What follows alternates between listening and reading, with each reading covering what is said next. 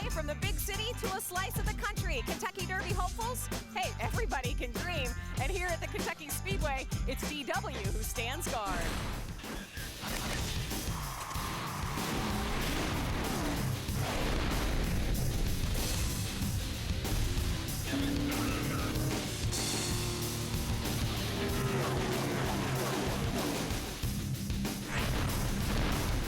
A horse named Star is ready to shine. This is the distance this thoroughbred specializes in. He's worn the blanket of roses before.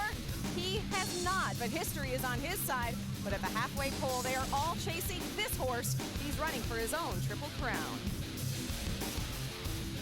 Nestled between Louisville and Lexington, a perfect evening for racing in the bluegrass state. The blue skies are sprinkled with some clouds, but those clouds mean this track will have tons of grip. Giddy up, you are about to be set up. Hello everybody, I'm Krista Voda and welcome to the setup. You know, here in Kentucky, college basketball reigns supreme. I mean, from the Louisville Cardinals to the Wildcats of Kentucky. You can see by the blue and white I'm wearing, you know who I root for. But this state and these fans, they are thriving on big time sporting events. Well, tonight they are getting ready for a whole different kind of horsepower.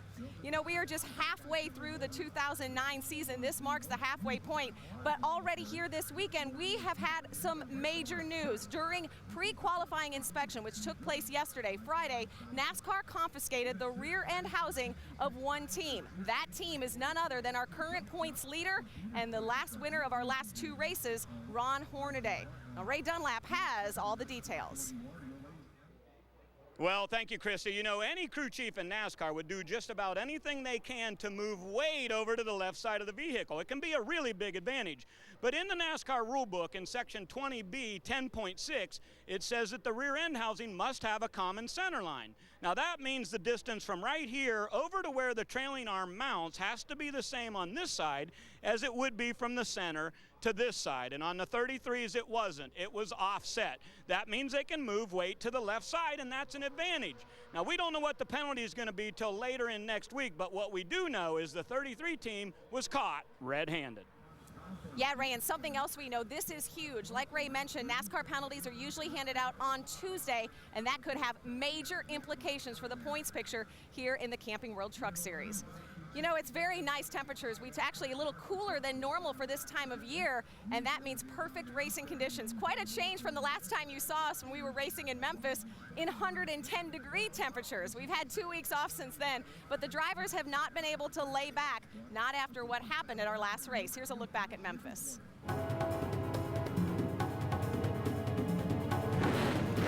The green flag about to go in the air as we get underway. There's a blown tire for Jason White. That right front tire going down. Oh, we've got problems with the 84, and he catches the 10 and the 8 as well. The 07 involved. Dennis able to continue without a great deal of damage, it looked like. Trouble. Problems right there in front of us. The 51 of Brian Eichler goes around. Brian came down the hill. They made contact. Sure enough, here comes Ron Hornaday to the inside, and that's a battle for your lead. That makes Rick Rinn smile. Caution comes out on the racetrack. That's Dennis Setzer in the 8 sliding through the infield, as well as the 81 of Taylor Balsam is stopped on the racetrack. Well, 2.5 second lead that Ron Hornaday had is gone. Green flag back in the air. Here we go. 2 laps of racing from Memphis. Here comes David Starr to the inside. David Starr trying to take second away from Brian Scott. Here comes Skinner. Almirola on the inside. Almirola takes the position away from both Crafton and Skinner. A clean racetrack in front of the 33. Hornaday will come to the start-finish line and win his second Elvis Trophy in Memphis. So Hornaday won his second race in a row, and that means the competition is starting to get, well, mad, and especially after the infraction that took place here this weekend. Guys like Crafton, Skinner, Bodine, they know they have to get up there and challenge Hornaday. Bottom line, they have to stop the bleeding. They have to knock Hornaday off the Truck Series pedestal. It's been a true dominant performance all afternoon. Hornaday will be a repeat winner at the Milwaukee Mile. Now it is Hornaday who has a 36-point lead. Hornaday will win in Memphis. Back-to-back wins in the 2009 season. And what a dominating performance. Now, Ron Hornaday has a win here at this racetrack, but your crew chief, Rick Wren, told me you guys circled this on your calendar and said you got to get better at Kentucky. Obviously, you have. You got another pole. Well, we tried. In practice, it wasn't looking that way. We were terrible in practice. We basically missed the first practice and switched the truck back over to what we know, and it's another brand new truck. I got to thank KHI and everybody. I mean, this is so cool to come here with another brand new truck. But got to thank Longhorn. Went over to their Owensboro over there to their little plant and seeing how they make their chew, and it's pretty awesome. So a lot of fun this weekend, and gonna see what we can do. Okay, Ron Hornaday going for 3 wins in a row tonight here at Kentucky. Adam, let's follow about the other guy in the points race. And that would be Matt Crafton, 76 points behind Hornaday entering tonight. Confidence, no problem at Kentucky. 7th or better in 5 of the last 6 races here, and starting 15th tonight. So what's the balance of patience and aggression for you? Why do you have to say all that? I mean, I didn't even know all of it. Is it too much for you? Yeah, no, you're just going to jinx me now. So if I have a bad night, it's all you. No, our Chevy, it just won't lay down a number. I mean, I don't know why. It's the same truck we ran on a lot of the 1.5 miles, and it's good on a long run, but for some reason it just wouldn't lay down a number. So I think it's just a good start. I mean, a bad starting position, but I think that we'll be up front by the end of the night. The 88 will be on the move early, Krista. All right, Matt knows Adam's a stats man. Thank you very much, Adam. So how do they match up? Well, they're pretty much completely even in performance consistency. The difference is really Ron's wins, and those bonus points from the wins have made all the difference. You know, another guy trying to chase those two, Hornaday and Crafton, would be Mike Skinner. He spent his off weekend competing at the Goodwood Festival of Speed in England. Toyota and Red Bull sent him over there. Now, he is a former winner here, and he loves this place. He said he would race even if this is dirt. That's how much he loves it. And a year ago, we welcomed his current boss, Randy Moss, into the Truck Series. So happy anniversary to Randy Moss. Stick around. We are just getting warmed up here at the Kentucky Speedway. A lot more on the setup when we return. Coming up on the setup, Terry Cook visits New Orleans, where his new sponsor is helping rebuild the city after Katrina. The area that I'm staying at right here was probably the most publicized area. This is where the barge went through the wall, and it was Cajun Construction that repaired this. And we'll go bumper to bumper with Truck Series rookie James Buescher. All this, plus racing from the Bluegrass State, when the setup returns, only on Speed.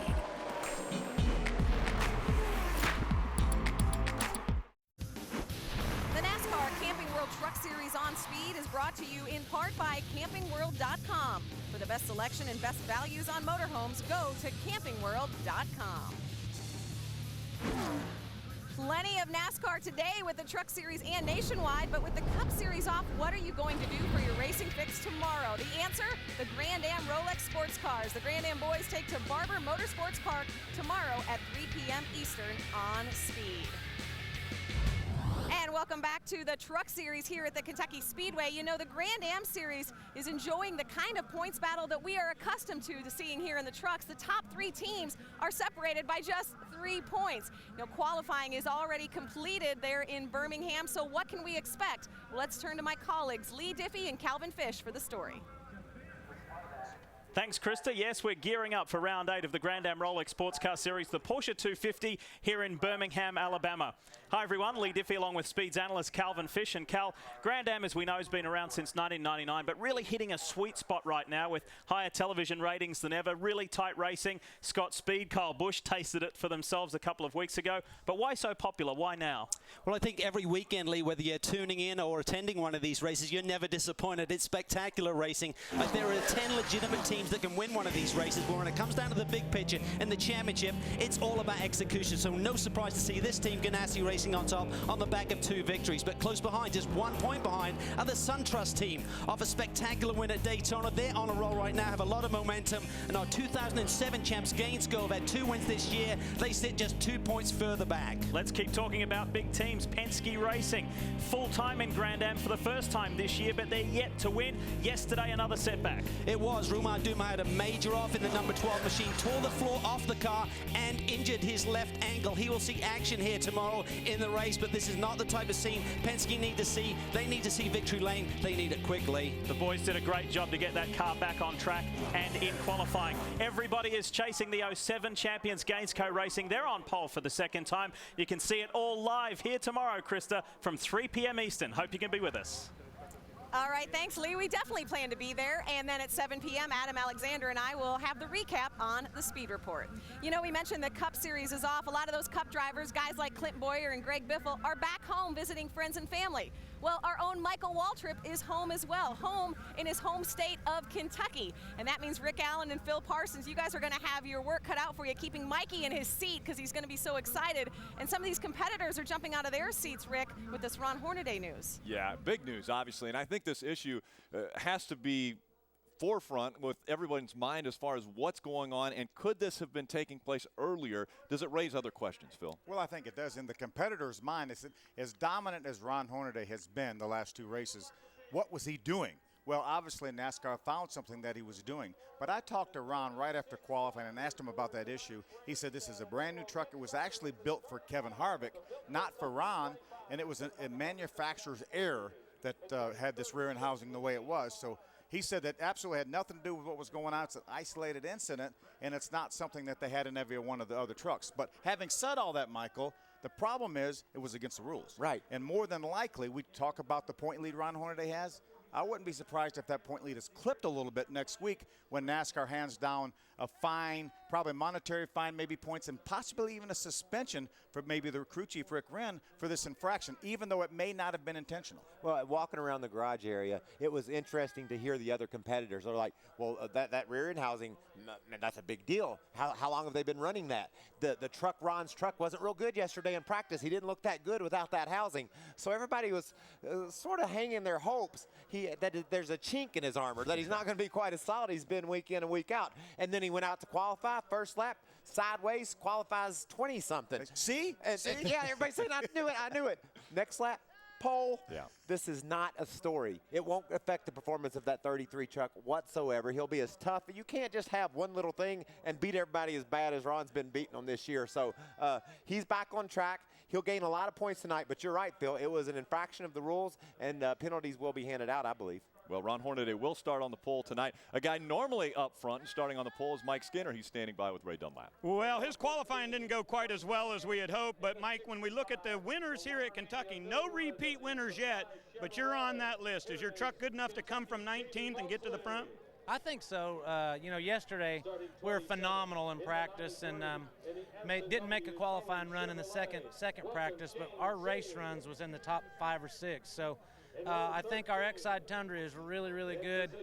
Whether we can come from 19th, I don't know. We're sure going to give it a heck of a shot. All right, Hornaday came from 22nd to win here. I think I'd keep my eye on that number 5. Now let's check back in with Adam Alexander.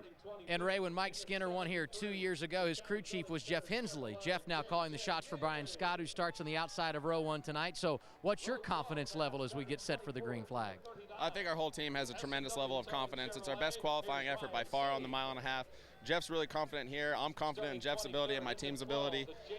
They've put together an incredibly good truck, one that seems like it handles a lot better than other trucks through the bumps. You know, good shock package, good spring package, and it seems to keep its speed for a long time. So we've always kind of been a long-run truck, and now we're finally a qualifying truck too. So hopefully we're a double threat and we're the complete package now, and we'll bring it home to victory lane. 3rd and 2nd in their last 2 races, Krista. This group really feeling the momentum. Yeah, you're exactly right, Adam. They should have tons of confidence. You mentioned those top 3 performances in the last 2 races. He's done that with a broken wrist. That's incredible. And as you see his truck lined up on that front row, he will start 2nd tonight. He is a young guy to keep an eye on. So is James Buescher. Why? Well, Buescher has won here just 2 months ago in the Arca series. He is really familiar with this track. You're going to get to know more about him in this week's Bumper to Bumper.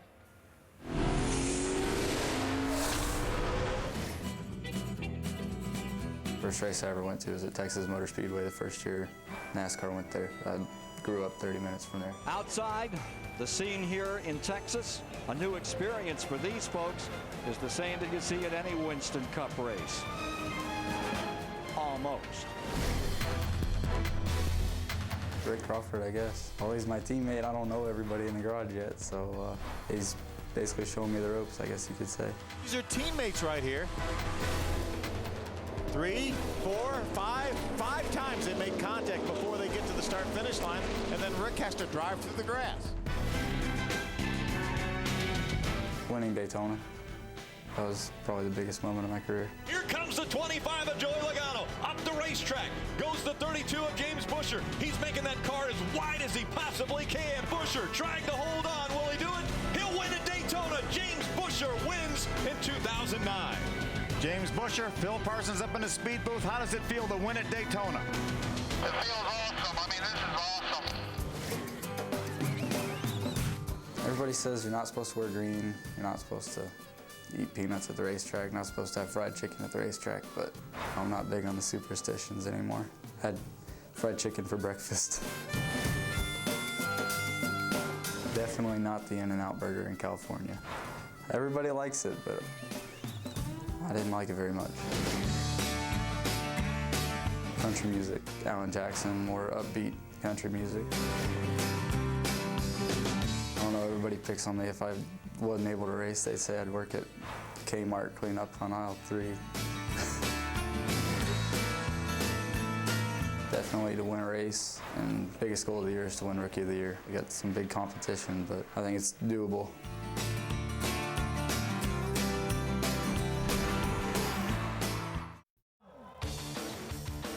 7 of the 9 races here at Kentucky have been won from the top 5. That's good, right? Well, none of those winners have been the pole sitter, so keep your eye on that tonight. Welcome back to the Kentucky Speedway and the setup here on Speed. Several hometown boys in the field tonight, including the pride of Sylvania, Ohio, Terry Cook. Recently, Cook took a trip away from home to see how his sponsor, Cajun Industries, is helping rebuild New Orleans. The beauty of New Orleans remains, despite the pockmarks left by Hurricane Katrina. To reclaim Old Orleans, a monument of sorts is being raised.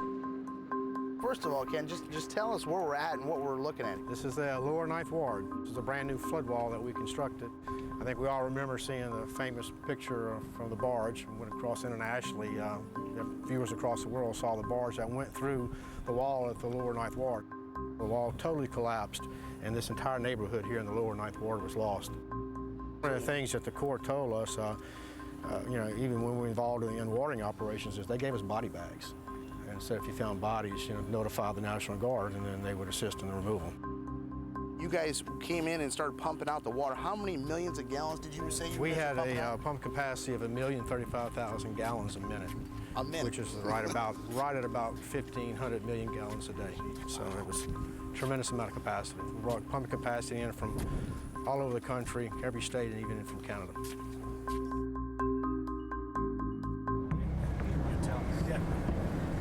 And when you were first here, it was literally a ghost town.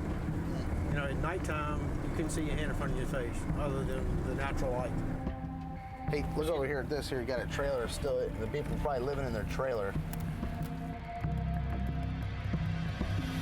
I mean, you really thought you were in a war zone. Obviously, I've never been to a third world country or in a war zone, but what footage I've ever seen on television, this is what it looks like. This is, and to think that we're 4 years later.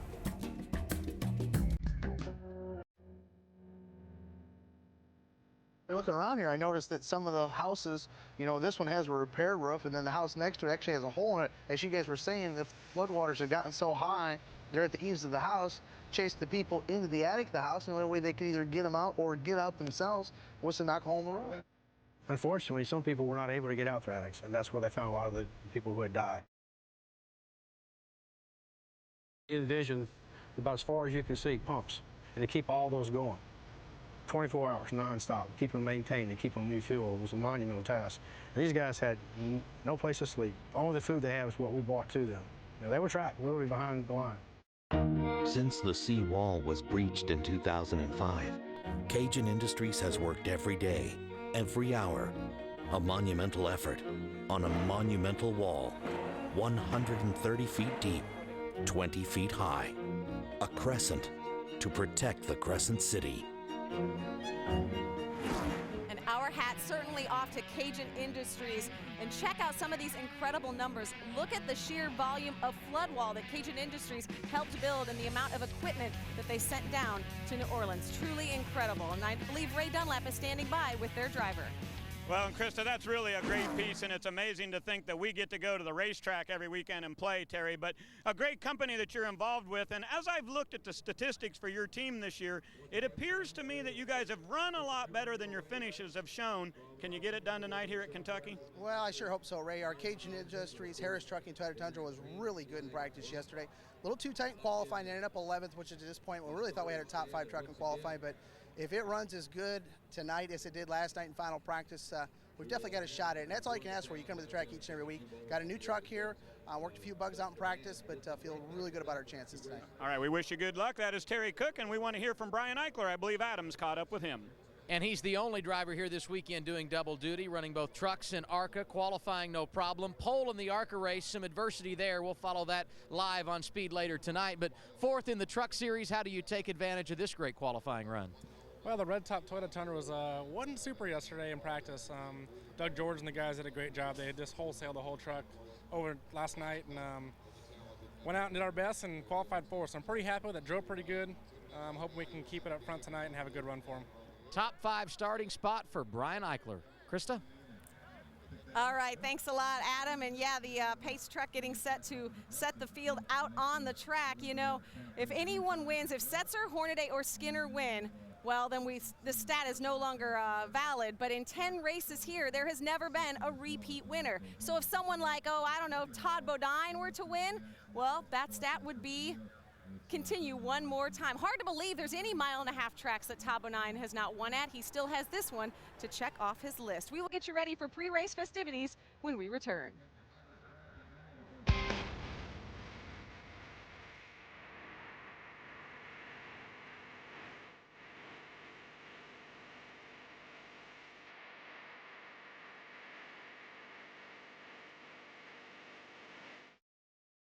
The trucks take the bumping and banging to the short track next week.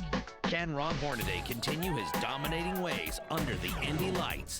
Find out when we go live from the Hoosier State, Friday at 7:30, only on Speed. Be there. Right now, though, the focus is all on Kentucky. You know, horse races begin with the call to post. In racing, it's the command to fire the engines, and we are getting closer to that moment. Will your horse have the legs to make it the distance, or will a young thoroughbred steal the show? They are heading to the starting gate. The Built Ford Tough 225, presented by the Greater Cincinnati Ford Dealers on Speed, starts now.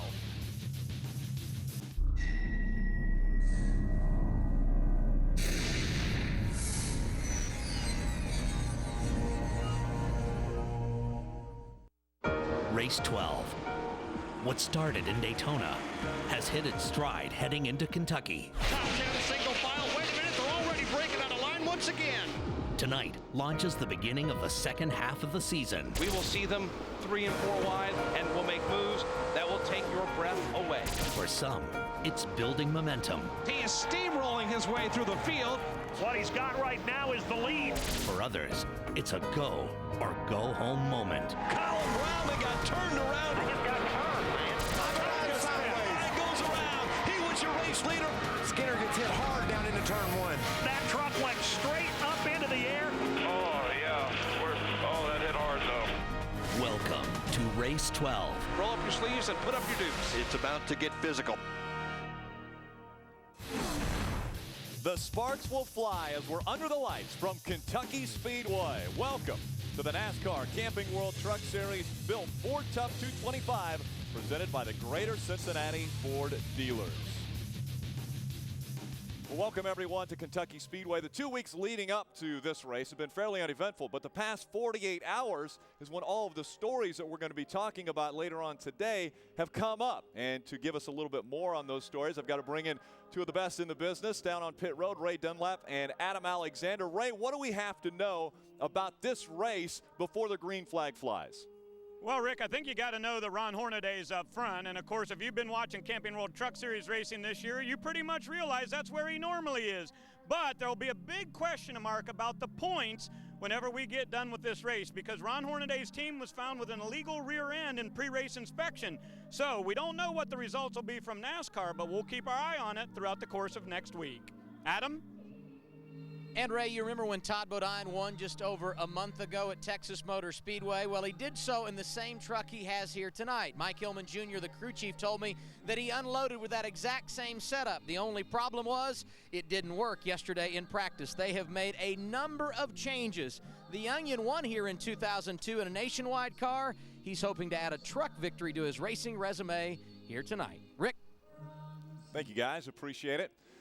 We talked about it earlier. 3 drivers have been to victory lane at this very racetrack, but we've never had a repeat winner at Kentucky Speedway in the 9 races. Well, this is the 10th event here at this facility. We'll see if we'll have a repeat winner or if we'll find another first-time winner that can get into victory lane. Our pre-race ceremonies continue. We go trackside for our invocation.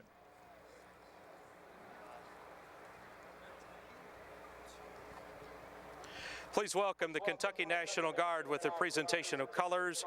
Track Minister Pastor John Roberts offering today's invocation. And last but not least, Mr. Lee Greenwood singing our national anthem, bringing in the American flag. Welcome, Team Fast Track. May we pray together? Our Father God, we want to take this opportunity to give you the praise for being the creator and sustainer of life. We thank you for the many blessings you give us. We're thankful for the wounded warriors and the sacrifice they have given to protect the freedom that we enjoy in these great United States of America.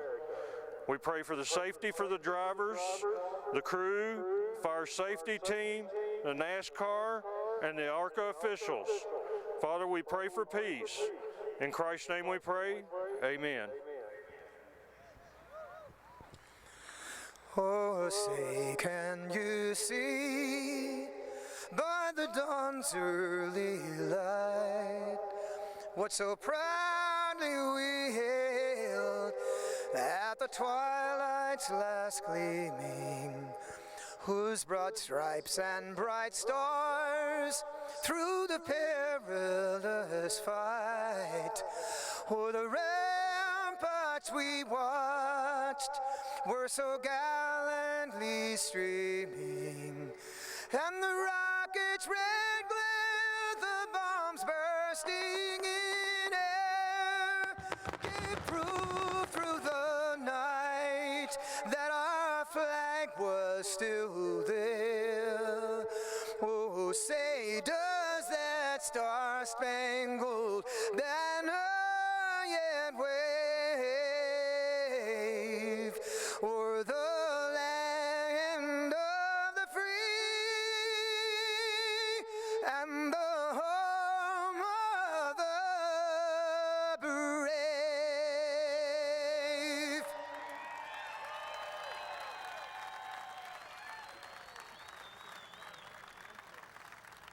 Beautiful evening for racing. Lee Greenwood giving us our national anthem. Final adjustments have been made and the drivers are climbing in. The NASCAR Camping World Truck Series on Speed is presented to you by Ford. Different is good. Drive the Ford difference at your local Ford or Lincoln Mercury dealer. And brought to you in part by CampingWorld.com for the best selection and best values on motorhomes. Again, welcome back to the Bluegrass State. If you missed it, the setup with Chris Devoto, let's get you reset up. We go back to pit road. Well, Rick, I have climbed atop Ron Hornaday's pit box. Why? Because this is the guy everyone will be watching for a good reason and a bad. Let's start with the good. Hornaday is our points leader. He's won the last 2 races, and guess what? He is on the pole. Brian Scott, by the way, is joining him on the front row tonight. So what is the bad reason? Well, earlier this weekend, yesterday, in fact, before qualifying inspection, NASCAR confiscated Ron Hornaday and team's rear end housing from his race truck. And that means penalties will likely come down later this week, likely on Tuesday for this team. That means Hornaday and his crew chief, Rick Wren, they need to win today because they could get their points lead sliced in just a few days. Also, a third note for you to know, it's a great day to be a race fan here at Kentucky. After our truck race, the Arca race will take place here on Speed, and Brian Eichler is learning from his protege, Kyle Busch. He is the only driver doing double duty, so he will have a very long night, as will some of our production crew, Adam Alexander and you and Phil, right, Rick? That's long day. Correct. We will have a long day. Thanks a lot, Krista, for the reset-up. And welcome, everyone. Rick Allen, Phil Parsons, Michael Waltrip with you here in the Bluegrass State. Now, Phil, we've talked a little bit about the Ron Hornaday situation. Let's talk about this racetrack. Really, really rough. This racetrack has always been rough, but most of the guys in the garage area talk about this track gaining a lot more bumps. Maybe the bumps they had not being any worse, but there's a lot more bumps now than there used to be, especially getting down in turn number 1 to the center of the corner and then even off of 2 a little bit. But, Michael, that's not necessarily a bad thing for some people that this racetrack is rough. Oh, no, race car drivers like rough surfaces. It gives them a chance to do some things with their setup, some options of how they want to run the track. And race car drivers love this track and love this event. It's the second highest paying race on the circuit. We had 39 trucks show up here to try to get in this thing. Want to try to win a little bit of that extra money here in Kentucky. And I'm excited, like Krista said. I love being back here. Well, let's keep the adrenaline up. Let's get the engines fired. We go down for the command. And now the most famous words in racing, what you have all been waiting for. With the command, welcome back Ford F-150 Product Marketing Manager Mark Lapine. On behalf of Built Ford Tough Trucks, drivers, start your engines!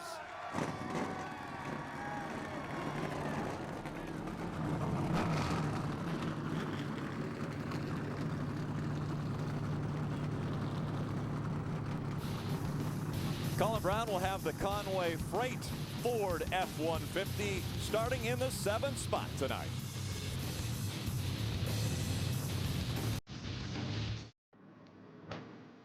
Welcome back to the Built Ford Tough 225. A gorgeous evening for racing here in Sparta, Kentucky. At the Kentucky Speedway, as we see the trucks rolling down pit road and onto the racetrack. Want to take a look at our weather as we are getting ready for the start of this race. 68 degrees, mostly cloudy. You see a little sun peeking through there. You could just paraphrase, perfect. Weather's perfect. These guys have got a great night here in Kentucky to race these trucks. Our starting grid's going to roll across the bottom of the screen. 4th pole of the year for Ron Hornaday. His 23rd career pole, still sits 3rd in career mark behind Skinner and Sprague. Let's take a look at our ZMAX track description of this mile-and-a-half, Bill. Great racetrack here, built back several years ago. 14-degree banking in the corners. You see the front straightaway, 8 degrees, 4 degrees, basically flat on the backstretch, but a very, very racy racetrack. I talked to Brian Scott Michael before qualifying, and he said he passed some trucks yesterday on the outside in practice. That bodes well for this race. Oh, it's going to be good. The track is wide. The Nationwide Cars race here just a month or so ago. It put on a great show.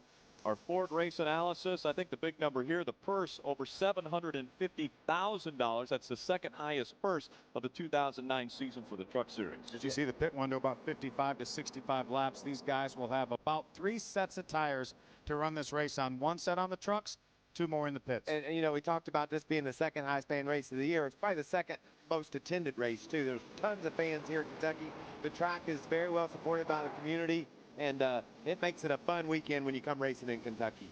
Beautiful facility, and staying with rich traditions of horse racing, we take a look at our speed spotlight with our potential dark horses in Kentucky. Ray, who's your dark horse? Well, I would have to say Stacy Compton is a dark horse tonight here for sure, Rick. You know, when we look from Dover on in the last 5 or 6 races, Stacy Compton has had nothing but bad luck.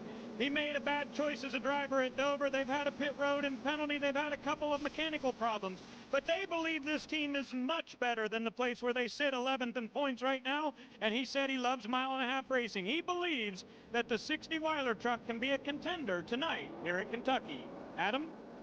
Johnny Sauter may be a dark horse, but he is certainly no long shot here tonight. He has got experience at this racetrack in the NASCAR Nationwide Series. They had qualified 12. And this is a group that is confident, 1, because they were very good in practice here yesterday, and number 2, because they finished inside the top 15 in their last 5 races. Bill, they are starting to put this package together. Well, they sure are, Adam. I want to take a look at the number 25, Cajun Industries Harris Trucking Toyota of Terry Cook. It's hard for me to call him a dark horse. He had this race won in 2005, cut down a tire very, very late after leading over 75 laps. He is 8th in points, always consistent. Terry is great on these mile-and-a-half racetracks, and he starts in the 11th position. Michael, who's your dark horse? Well, my dark horse is T.J. Bell in that 11 truck. He's from Sparks, Nevada. He's raced in the circuit for 6 years now at 58 starts, only 2 top 5 finishes. But the thing I like about T.J. Bell is he's fast. and he'll be fast tonight. I talked to Rick Gay, his crew chief. They're very happy with the way this truck is handling, and I look for TJ to have a shot to win this race. We'll be riding along with 4 different trucks, one of those being Colin Brown in his Ford F-150. He'll start in the 7th spot. We also have Todd Bodine carrying one of our cameras with the Copart on board. He starts 5th. Starting 4th, Brian Eichler will carry a camera. That's the Toyota on board. And Stacy Compton, just behind him in the 6th starting position, will also carry one of our cameras. Ray Dunlap. Well, Rick, you know, when we talk about the teams that are in this race every week, we got to add Billy Ballou Motorsports to that list for sure. They've got 12 wins in the Camping World Truck Series, and tonight, as you said, Brian Eichler with a really good start. But at Kentucky, believe it or not, they've had 10 different drivers at this facility, and their very best finish here, a 6th with Kyle Busch. I think you'll see a lot better than that tonight, but unfortunately, Billy Ballou is not with us tonight. A very dear friend of his passed away, and the last time Billy himself missed a race was at Phoenix in 2003. Good luck to Billy Ballou Motorsports. Adam? And Ray, tonight marks the halfway point in the 2009 campaign for the Camping World Truck Series. So we thought we'd take a look at how the rookies stack up at this stage in the season. All have done quite well. Leading, Taylor Malsom. You can see his advantage over 2nd place Johnny Sauter. The one unique thing about the top 3 guys in the standings, they've had success here at Kentucky. All have experience, including James Buescher, who enters 3rd in rookie points. He actually won an Arca race earlier this season. We will see if the youngsters can get it done here tonight. Well, we have the youth up front with Brian Scott, and then we have the veteran, Ron Hornaday, starting on his inside as they bring the field out of turn number 4. Does the incident with Ron Hornaday, does that weigh on him during this race? I think it motivates him. I think it inspires that team. They're going to say it wasn't any rear end housing. We were the reason why we were beating y'all so badly. There's 100 things on this truck that we think we know how to do better than y'all do, and we're going to show you tonight. Right now. We're going to do it right exactly now. right. Right now, the green flag is in the air into turn number 1. They're still side by side as they negotiate down the backstretch.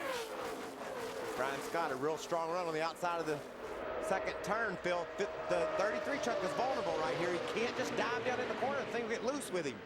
Right now is where it would get loose. He's going to chase it up the hill a little bit, drive Brian right up to the outside wall. Look at all the room these guys have got. Trying to lead the first lap. Hornaday coming back down on the bottom of the racetrack, and Ron Hornaday will lead the first lap, but the statistic that I've got to bring up is the person who led the first lap has never won this race. Todd Bodine got real loose. Ran Stacy Compton way up the hill. Ryan Scott, he's hanging on out there. Ron Hornaday showed a whole lot of power down that front straightaway. He was able to about clear Brian Scott down on the bottom. You don't see that very often, Phil, but look at the run Brian gets to the center of the turn. 8,300th lap led for Ron Hornaday in his career, a record in the Truck Series. Well, those two have settled it for first for now, and so Brian Scott moves out into front of the field, and Ron Hornaday right on his back bumper. They're still trying to figure it out here for 3rd. Check out this. Whoa, Eichler gets sideways. You know, we talked earlier, Rick, about how vulnerable you are if you're down on the inside of the racetrack about getting loose. Hornaday's got to realize that. He's going to have to clear Scott before he gets to the corner. He's able to do so. But he holds it down on the bottom and allows Brian Scott to come back. Well, and the reason why is because he knew he couldn't just bail off in there. If Brian had a dove in there with him on his side, he could have lost his truck. And that's experience, Michael. That's why Ron Hornaday didn't bury it down in the corner, because he knew what might happen. We would say that's why Ron Hornaday is a 3-time champion, but we've also seen Ron Hornaday do some crazy things when the end of the season happens, too. Well, and this is aggravating right now. Ron's like, man, I'm better than you. Just give me a break. Let me get on around you, and I'll be on out of your hair. But Brian's running strong on the high side. Keeping the momentum up on the high side. Again, Brian has a broken wrist that he's driving with. His right hand is in a cast, or his right wrist in a cast, but they have fixed the steering wheel so that he can drive. Where his average finish with that broken wrist is 2.5. So if I'm his team, I'm going to break his other wrist. No, we hope that doesn't happen. I bet you he doesn't want that cast to come off. I mean, we saw him last night at the hotel, and he had his cast on. He said, it's okay, but when you got a 2.5 start finishing average with a broken arm or hand, you want to make sure you don't change many things. Yeah. Talked to him earlier. 2 more months he will have to wear that cast on that wrist.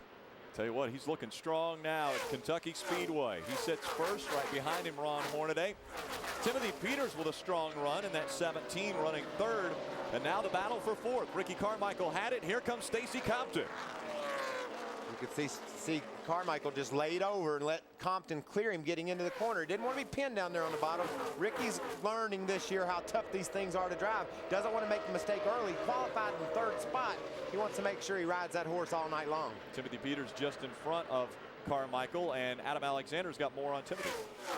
Talked to him before the race, Rick. He was very, very confident in his truck, and the numbers back it up, 9th to 3rd in only 4 laps. This is the same vehicle he drove at Michigan when he made his debut with Red Horse Racing. They were in the top 10 there. They feel like they are getting better and better, learning the technology given to them over at Red Horse, and the results showing here tonight, Ray.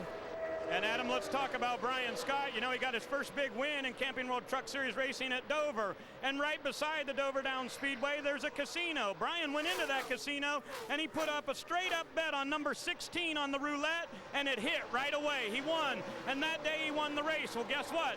Last night, Brian Scott was at the Belterra Casino just down the road. He bet on the 16 and it hit again. I would say that might bode well for him later. Man, if it, not only the fact that he won. I might try that. Just bet on the 16 and it wins. Is that how that works? Well, you should bet on the 55. I was going to say your number might be the one you'd want to go for. I thought that. There's a number 5 right there. Little battle here. Mike Skinner in front of Colin Brown now. Mike Skinner, one of the very best trucks in all of both practices yesterday. Went out to qualify. There was a lot of speed zorb down on the racetrack. Mike had to run through that. Really had a poor starting position. Started back in the 19th spot, but he's making his way back towards the front. He's up now to the 14th spot. And the guy going in the other direction, the 6th truck, he's back to 15th after starting up in the 7th spot.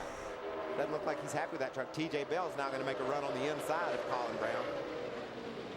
TJ Bell in the 11, just behind that 6th Colin Brown.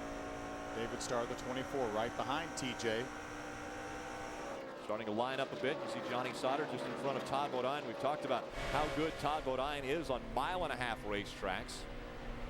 It's a battle for 7th right there. There's Todd's Copart on board. Challenge of Champions continuing from Copart. Go to Copart.com to check that out. Todd Bodine and Ron Hornaday are racing for a championship in the Copart Challenge. Vote on one of those guys. Best finishes over 6 events. Last 7 races for Johnny Sauter. 16th, his worst finish. Really getting that team turned around. Trying to win that Rookie of the Year title right now, but he's got his hands full. Taylor Malso. Look at Todd. He decided he'd go up the hill and run a different groove than Johnny Sauter, and made some good time through that corner, Phil. That's what drivers love. You follow a guy a lap or 2, he sticks to the bottom, you just say, I wonder what's up high. And is there some grip up there maybe? There's something I can do to get around this cat, and this is what's happening. Todd's driving around the outside. Now when Todd goes by, Johnny's probably going to follow in behind Todd and try that high line, see if he can make better time. Phil, one thing I'm noticing a lot is how rough this racetrack is. You mentioned it earlier. Do we call that character with a racetrack? Well, it certainly has some character, but it is very, very rough. And a lot of those bumps are over down in 1 and 2, as we talked about the very open of the show. And just a few moments ago, on consecutive laps, we had a couple guys get in trouble over there. Watch the 30 of Todd Bodine get loose through those bumps after chasing up the hill. Stacy Compton does a great job avoiding Todd Bodine. And then the very next lap, the 51 of Brian Eichler, same situation.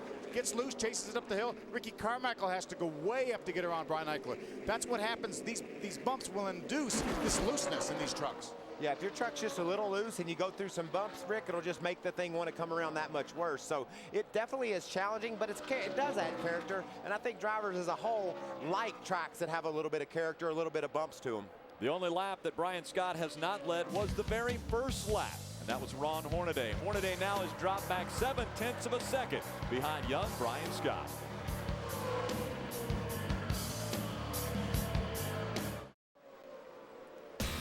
July 26th on Speed NASCAR Race Day rolls into Indy. Jimmy Johnson and Juan Pablo Montoya will join us live, and don't miss Wendy Venturini's exclusive interview with Jeff Gordon. NASCAR Race Day built by the Home Depot, July 26th, 11 a.m. Eastern.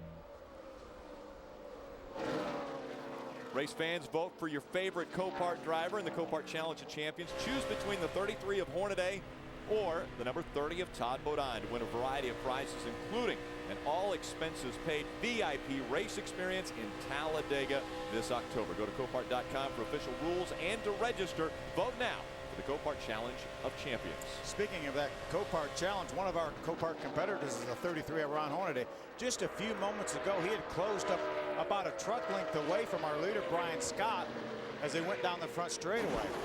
Watch how close Ron is right now. They're going to approach the lap truck right here, Mario Goslin, the 12. You see Ron's about 3 truck lengths behind. See Brian go around the outside. Watch Ron. He's going to almost drive down, has to check up there. Look how much ground he's going to lose to that one corner by really crowding Mario a little bit. He actually had to stop and move back up the hill to get around Mario. He just didn't time that pass right, Phil. And you know what's frustrating about that? We watched him for 8 or 10 laps just pick up a little bit of ground each lap, closing in slowly. He had finally caught Brian Scott, and it all went away. All that ground he had made over the last 8 or 10 laps went away in one turn.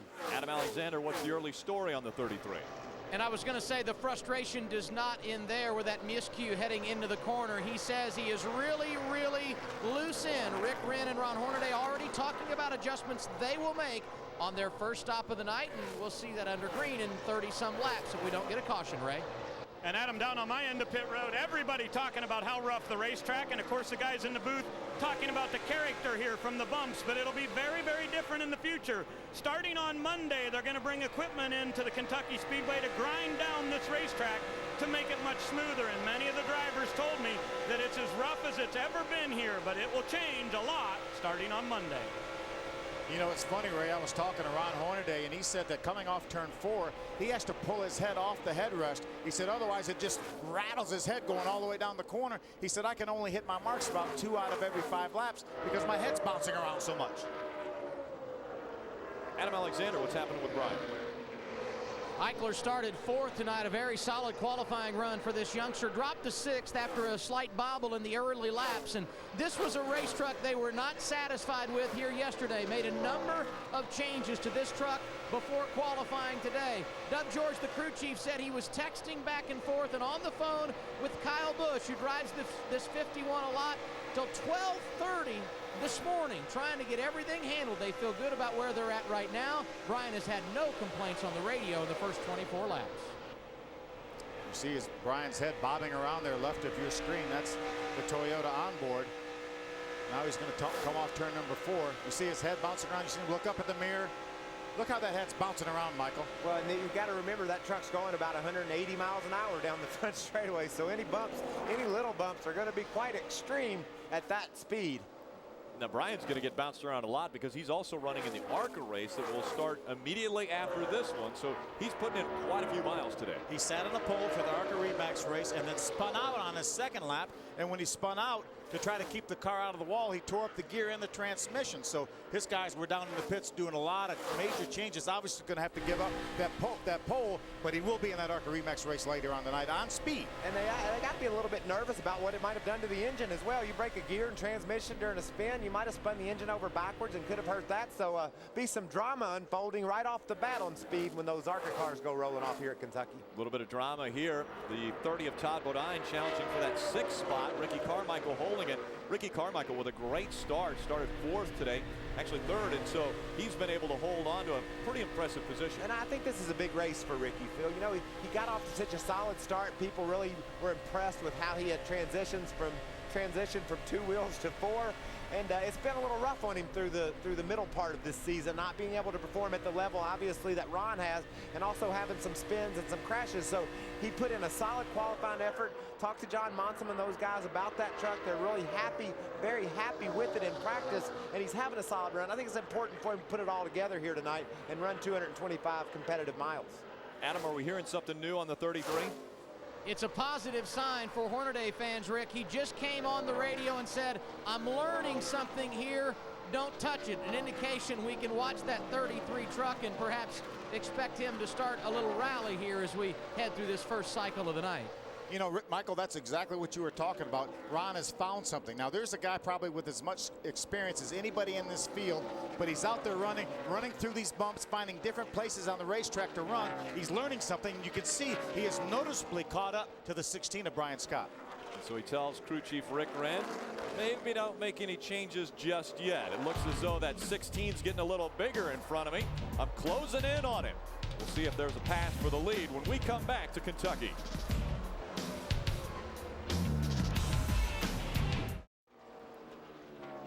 Coming up next on Speed, the Arca Remax Series rolls into Kentucky as Parker Kligerman and Justin Lofton battle atop the point standings. Veteran Frank Kimmel wants to prove he's still a force to be reckoned with. Don't miss the Arca Remax Series live from Kentucky next on Speed. Problems for Brian Scott.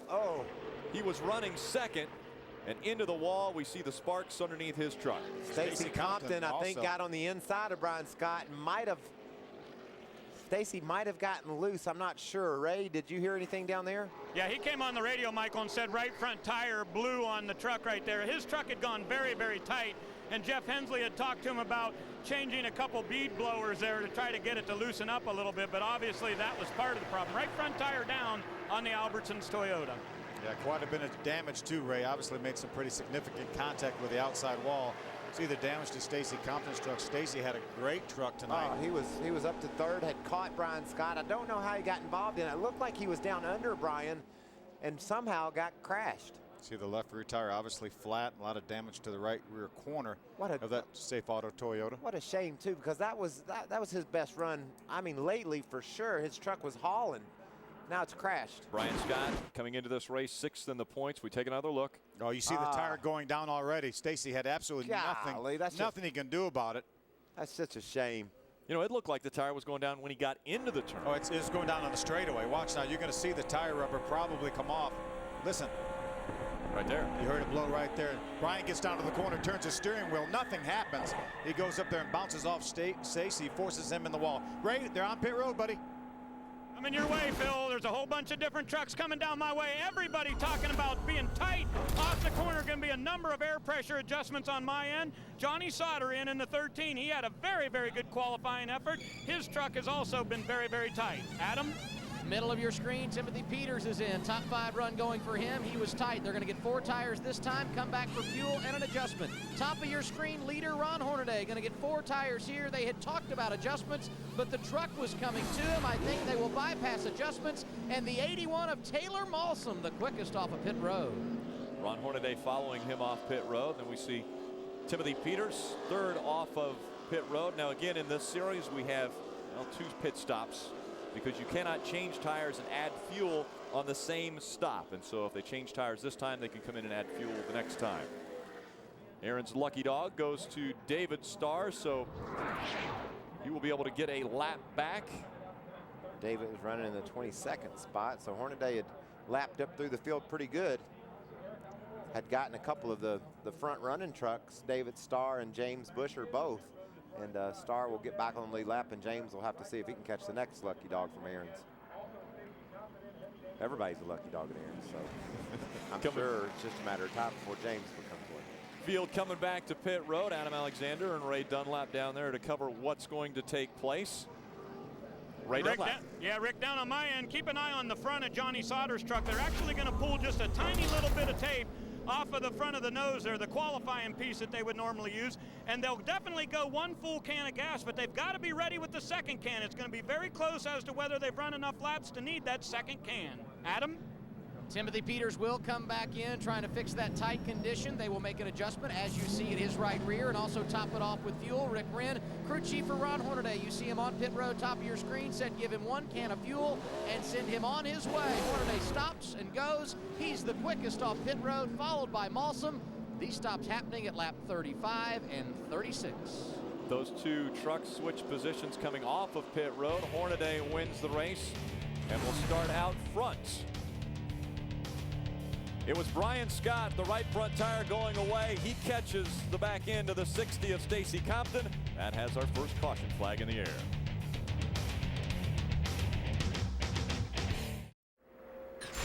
Big Block Thursday on Speed is all new this Thursday, beginning at 8 with Pink's All Out from No Problem Raceway, Louisiana. Then at 9, Jacked, a car hijacking at gunpoint. And at 10 on Wrecked, an O'Hara crew member faces a life-threatening challenge. That's Big Block Thursday. Take a look at this. The hood up on the 14 of Crawford. I think Rick has already lost a lap on pit road. Looks like they're looking at the left front corner of that truck. Ray, what's wrong with the left front corner? Ray? Well, Michael, I'm just trying to get down here to talk to Cowboy, and he said it is a fitting on the brake line that blew off. So these guys are working under there to try to cap that thing off. Obviously a NASCAR official right on top of it, and they're not going to let you go back out there with any chance that you're putting fluid down. So they've done that. Hood going back down. We'll keep our eye on Crawford. Let's check back in with Adam. And Taylor Malsom, the big gainer on pit road on that cycle of pit stops. When they came in the first time, Ray, you may remember they went out first. That because they took right side tires only. That the good news. The bad news when they exited after coming down the second time and getting fuel, some contact with the 24 of David Starr. But not bad enough. He'll come back to pit lane. A great restart situation for Malsom, Ray. And Adam, out at the front of the field, the 07 Tiwi Chevrolet for Chad McCumbee. Why did they get there? Well, Bobby Daughter made a gamble. Instead of going 2 pit stops, he went 1 only, did fuel. He said they had just run the fastest lap of the race so far, so he didn't feel like tires were a big issue. He thought tires will go all night long here tonight. So getting track position for the team by taking gas only and no tires. From the drop of the green flag, this one has been action-packed. Up front, it was Ron Hornaday to lead the first lap. Then problems for Brian Scott when he was out front. Relegated him back to second, and the tire went away. We'll be back for Green Flag Racing from Kentucky. It's Camping World's destination recreation. You know, there's nothing like a little bit of classical music to get me relaxed, but probably the thing that does it even better is hanging out in a Class A motorhome. Actually, this is the beginning of luxury. Now, you'll notice I've taken the privacy curtains and put them shut. What you can do after you get to your location is turn around the passenger and the driver's seats, and that gives you a wide open living room to talk to 7 or 8 of your guests. Now, this is a pretty nice feature. Under this beautiful leather couch, there's a pull-out bed, and this is good for the kids or, like in my case, for my mother-in-law. But what amazes me about a unit like this is just how much space you gain in the living room once you push the sliders out. You've got a great table area, an incredible kitchen with a microwave, nice stove, a big sink. It's like having a very home of your own, but on wheels to take it wherever you like. A big bedroom, nice bathroom, and believe it or not, this unit even has a washer or dryer. It's an entry level in the Class A, but for me, it's just about as nice as it gets. Welcome back to Kentucky. You know, you can rent those, and I'm going to do that very thing with my family. We're going to go to Washington, D.C. here in about 2 weeks. Did you go to Camping World? To camp? Well, of course. Well, got it from Camping World. You're not going to tuck your mother-in-law in it. No, I don't think so. Again, the 07 is going to start out front. We see a little bit of damage to the 24. Adam Alexander had mentioned that. Yeah, that was Taylor Malsom contact with Taylor. Taylor had come out of the pits after the first round of pit stops leading. And then now he's back in the 3rd spot. Chad's going to bring him to the green, but he's going to get eaten up right quick, Phil. I think he will. Those new tires Ron Hornaday has on will pretty much dispatch Chad fairly quickly. Chad came in for just fuel, so no tires changed for the 07. This is something we're very accustomed to seeing this year. Ron Hornaday, you said he had led his 8,300? 8,300 laps was when he led that first lap. That's amazing, huh? Yeah. He's getting ready to go surpass that. Yeah, he could get it up to 8,400 before this baby's over. He has led so much of the last 2 races, really dominated Milwaukee and Memphis. And he'll have to 3 wide here. As we see the 3 wide battle for position. Brian Eichler on the inside now. Timothy Peters falls in behind Eichler. Yeah, they are dicing it up here on the racetrack early into this one. Haven't even made it a 3rd of the way into the race. See from Colin Brown's perspective, 3 wide again. Colin Brown right in the middle. Johnny Sauter on the inside. James Buescher on the outside in that number 10, and Johnny Sauter says, I'll take this spot. That was close right there. Dicey, too, on those new tires, just getting them up to pressure. The trucks want to be loose anyway, and these guys are racing like it's the last lap. Colin Brown right behind 2 drivers with yellow stripes on the back bumper. Chad McCumbee has hung right in there on those old tires. Remember, Bobby Daughter employed some similar strategy out in California earlier this year, and I believe that it resulted in about a 3rd place finish for Chad McCumbee. So This has worked before. That's not his first rodeo. And look at Taylor Mossum around the outside of Chad. You know, Ron Hornaday was super loose when this race started, getting in the corner. The conditions are back to how he started the race. New tires, so he's probably going to be a little bit loose here for a little bit. And these trucks are all over him. Look at that battle for the lead. 5 trucks within just a second of each other. And look out for that 30 of Todd Bodine in the Copart.com 30. Here he comes, and he is so good on mile-and-a-half racetracks. Sure is. And there's Taylor Malsom right there. Remember, 2 tires on his last pit stop. He's driven by Chad McCumbee, and looks like he wants some around Hornaday. These trucks of Malsom and Todd Bodine are faster than Hornaday right now. He's in trouble. Hornaday had mentioned earlier he thought he had found something. The truck was coming to him later in the run. We'll see if that happens again on this run. But right now he's got a wiggle handful right there on the bottom of the racetrack. Taylor Malsom all over the back bumper, and then right behind him, that 30 of Todd Bodine. 3 trucks battling for the top spot. Look at the difference in attitude between that 33 truck and that 81 truck. 33 right seal to the ground. The 81 truck probably had 3 or 4 inches of ground clearance. Adam, what's going on down there, buddy? So loose, I can't drive it, is what Hornaday just said on the radio. And then he started another sentence. He said, this thing is so loose. And then he paused. I think the reason is he can feel the competition breathing down his neck. Malsom going for the lead in 2.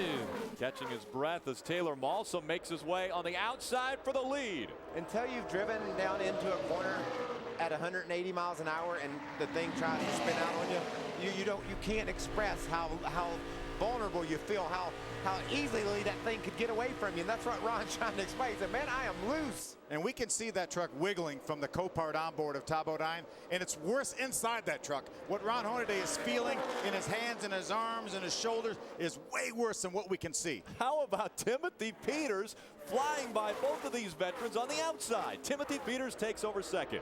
I tell you, we put Timothy Peters in that Red Horse Racing truck, and man, he's been on the gas since he got in that thing. Unbelievable. So Timothy Peters now chasing young Taylor Malsom. You can see McCumbee, he's still hanging in with this lead pack. He's got Brian Eichler down on the inside trying to work his way by, but he's hanging tough up there, Phil. Sure is. Chad McCumbee is a great race car driver. Had a great second place finish last year at Lowe's Motor Speedway. That's been his career best. Always competitive when he jumps in this 07 truck. Hey, Ray, Chad McCumbie's got 35 more laps, older tires on his truck, but he's still hanging in. Well, and one of the things I really like, Rick, is when you watch this team, these guys do more with very little than probably anybody else in the garage. Talking about SS Greenlight Racing, but they just recently bought some newer equipment for this team. Bobby Dotter told me they'll have one of their new trucks out at Chicagoland coming up. It's some equipment that they got from the 71 TRG team. So they believe that they're adding better equipment and hopefully get it under Chad's belt. But I just love what these guys are able to do. Probably one of the lowest budget teams here in the garage, and they're competitive every week. Chad McCumbee trying to get down on the bottom part of the racetrack, but Johnny Sauter closing the door down there, so he's not able to come down to the preferred line, the lower line around the track. It's a battle for 8th right there. Colin Brown trying to go around the outside of Terry Cook. Looks like Colin's going to be able to make the run, and there goes Mike Skinner. He's going to get that spot as well. You know, Skinner qualified poorly, starting back in the 19th spot, and he just slowly but truly working his way toward the lead pack. So obviously a really solid truck for Skinner tonight. Adam Alexander, what's happening with Colin Brown? For Colin Brown, he started in the 7th position, so he's running 8th, but there's been a lot that's happened since then. He dropped outside the top 15 on that first run because his truck was really, really loose. Great pit road work and a good handling truck since he returned to the racetrack under green have helped him advance up to the 8th position. And there you see Skinner right behind him. Remember, he was lethal here yesterday in practice, the best truck on the track.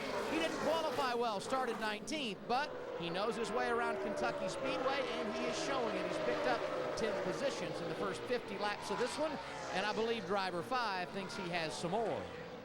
How about this young kid, Taylor Malsom, though? I'm telling you, how impressive has he been this entire season? His worst finish this year was 24th. That was at California. Otherwise, his worst finish has been 16th the entire season. Incredible consistency. I was talking to the team co-owner along with Randy Moss, David Dollar. He said he is a truck owner's dream, this young man. And I talked to David Dollar as well about the truck and their plans for Taylor. They're looking to do more and more with it going forward. And also met his grandfather. His grandfather was down in the pits talking about Taylor and how impressed they've been with his ability to race this truck. These are his first laps he's led. Drove to the front of this thing and was driving away from him. Looks like hard contact for J.J. Yaley in that 73. Look at the front end all smashed in on that truck. Tough break. This is a new team, just been formed here in the last several weeks, and trying to get some decent finishes strung together. And unfortunately, going to be a maybe not terminal, but certainly significant damage. Yeah, J.J. was on the lead lap, running along real competitively. So our second caution of the day has come out at Kentucky here in the Bluegrass State. A little bit blue now for J.J. Yaley. Crowd on hand, getting a great show.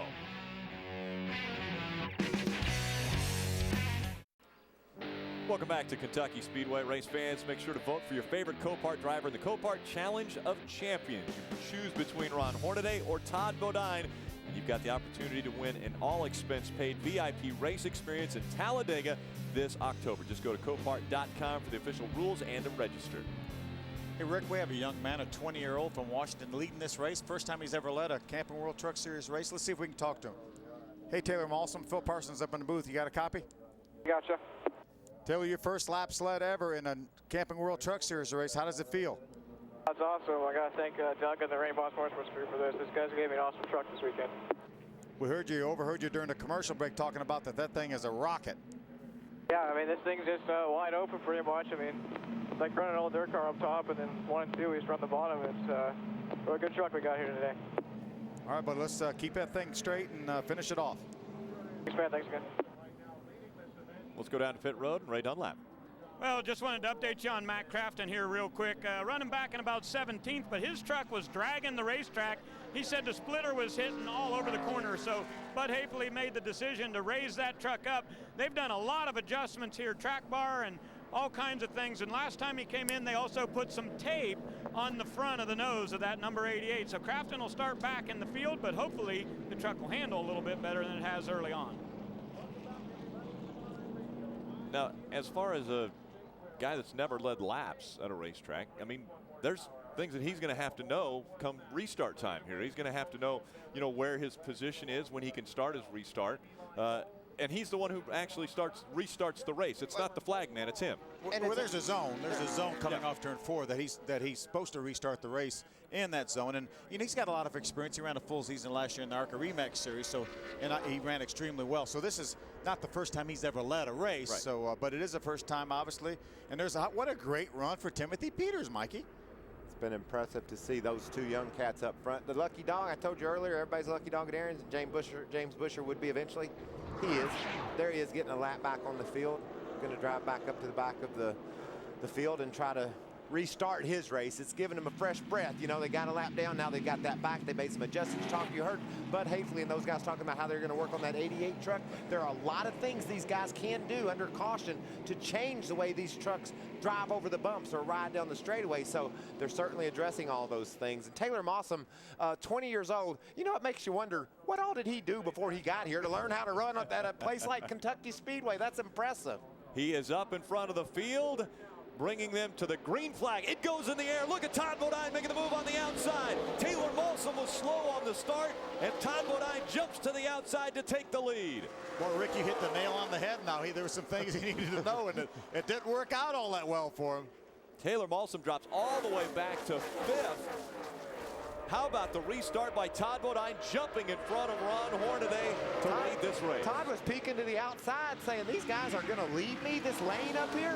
I believe when I see that green flag, I know where I'm going. Yeah, Christmas came early for Todd, didn't it? Now, again, we don't have the double foul restarts in the truck series. We basically did just then. Well, but you can't pass until you go by the start-finish line. But in this series, if the opportunity is there on the outside, you can do it once the green flag goes in the air. And generally, those guys, you see guys would be protecting that outside in this series. They would have had, Taylor should have had his truck right out by the wall, so no one could have done it. Even if they got a better start, they couldn't pass him on the outside. Once they crossed the start-finish line, maybe drive under him, but they couldn't have did what they did to him there. And he went from 1st to 5th in about one straightaway. Rick, and you brought it up. Very little experience up there up front with the first and the second place trucks, and Todd Bodine drove by both of them. Adam Alexander. And it was obvious that Taylor had a little bit of apprehension when he was getting set for the restart, because he said, where do you want me here, Doug? Second gear, 6,000 RPMs, how do you want me to handle this restart? So there were some nerves, and understandably so. And now he's learned this lesson, and we'll see if he's put back out front later in the race, if he is able to take that knowledge and apply it on the racetrack. I bet you can't do any worse than that next time. Close racing right there. Brian Eichler, the 51, the 13. This is that restart. He's bringing it down really slow. They went by the restart zone, and Taylor didn't go. So if that's the case, then the flag man is going to start the race, and that's what happened. Todd Bodine was on the gas. Here comes Ron Hornaday. Here's Ron Hornaday behind Todd Bodine in the Copart onboard. You hear Todd feathering the throttle, and then he jumps in the throttle when the green flag's out. Goes by Timothy Peters. Goes by Taylor Malsom on his way to the lead.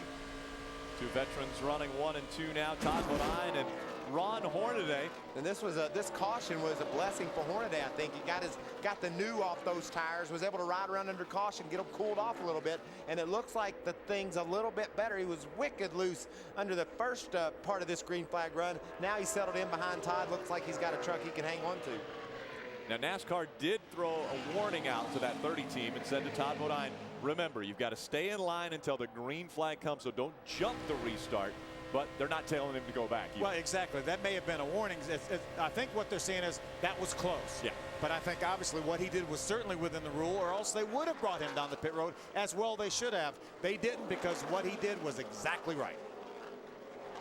Moving to the outside, Terry Cook in that 25 slides out, and Colin Brown in the number 6 moving to the bottom of the racetrack. Got Eric Almirola, the 15 red top auto auction truck, right on his tailgate. First time we've mentioned Eric Almirola. He's running in the top 10, doing a really good job in that 15 truck. He and Eichler both running in the top 10 for Billy Blue. Eric came off a 4th place finish our last time out at Memphis for his best career finish in the Camping World Truck Series. Adam? And Eric's got a great deal of experience at this racetrack, a nationwide series top 10. And don't forget, he tested a bunch here in the COT car last year for DEI, so he is very familiar with his surroundings at Kentucky. Not surprising, this driver is moving to the front. And Billy Blue Motorsports put 2 drivers in the top 10 last year. Kyle Busch finishing 6th, and Mark Mitchell in the top 10 as well. Both drivers solid here tonight. Look at this battle for 3rd. Timothy Peters and Taylor Malsom still trying to decide who's going to hold the position. Taylor gets some good momentum through the center of turns 1 and 2. Peters had driven underneath him off 4, but looks like Taylor made all that ground up. Timothy trying to crowd him over there. And what he's doing, Phil, is trying to pull some air off that truck, off the left rear of that 81 truck, holding him up a little bit on the straightaway so he can get that run down in the corner. Didn't work then, but that's called side drafting. What you do is you try to put your truck up next to his, slow his down, and then you slingshot away from him. It works sometimes, but not all the time. Ryan Eichler in the 51. That truck normally driven when he can by Kyle Busch. See him, he's right now in 1 and 2. Right in the center, 1 and 2. He's really, really loose down there. Just a lap or so ago, he had a real big wiggle coming off turn number 2. It's just really easy to get loose as heck if you're down on the bottom. This is it right here. This is coming off turn 2 just a lap or 2 ago. Watch him. Watch his hands inside that truck going back and forth, catching that truck. But an experienced move. When the truck got sideways, he cut back to the right to catch it and then turned back left before that truck could hook and go to the outside wall. If you turn to the right and wait till you think you've caught it, it's too late. You're going to go to the right in the outside wall. So you got to make a couple of stabs at it. Stab to the right and straighten it up and hope it's enough. And he did a textbook job there of putting some wheel into it and then pulling it out of it in time to keep it going straight. Colin Brown running in the 8th spot. Ryan Eichler just behind him in 9th. Here's Ricky Carmichael and Matt Crafton. Carmichael back there in the 11th spot. Crafton running 12th.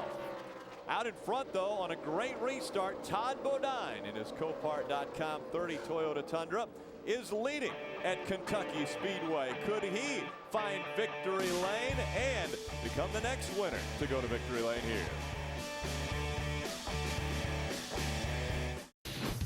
The NASCAR Camping World Truck Series on Speed is presented to you by Ford. Different is good. Drive the Ford difference at your local Ford or Lincoln Mercury dealer. And brought to you by Just for Men. Stay in the game with Just for Men hair color. One young man staying in the game is Taylor Malsom.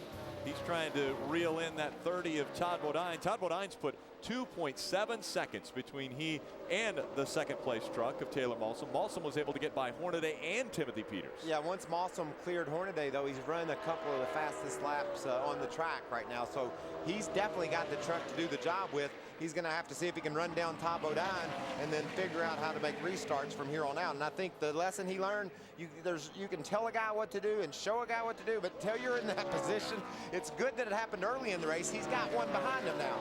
He can adjust and make sure he does a better job next time. Mikey, this is that pass on Ron Hornaday. He about 3 truck lengths behind him. Hornaday down on the bottom of the racetrack. Taylor said, there's a lot of room up here on top. I know my truck is got some grip up here. Let me just drive around the outside of this 33 truck of Ron Hornaday. Timothy Peters watches this go on. He said, I'm going to follow him. So second and third now, Taylor Malsom and Timothy Peters.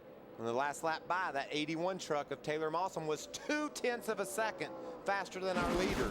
So definitely, again, about 0.17 of a second faster. So this is the fastest guy on the track you're looking at right here. And remember, he gave away all this ground within a quarter of a straightaway on the restart. So he's slowly gaining it all back. And you know he wants another shot at that restart. He said, I know I can do better than this. Let me give this thing another shot. I will not be beaten that badly again.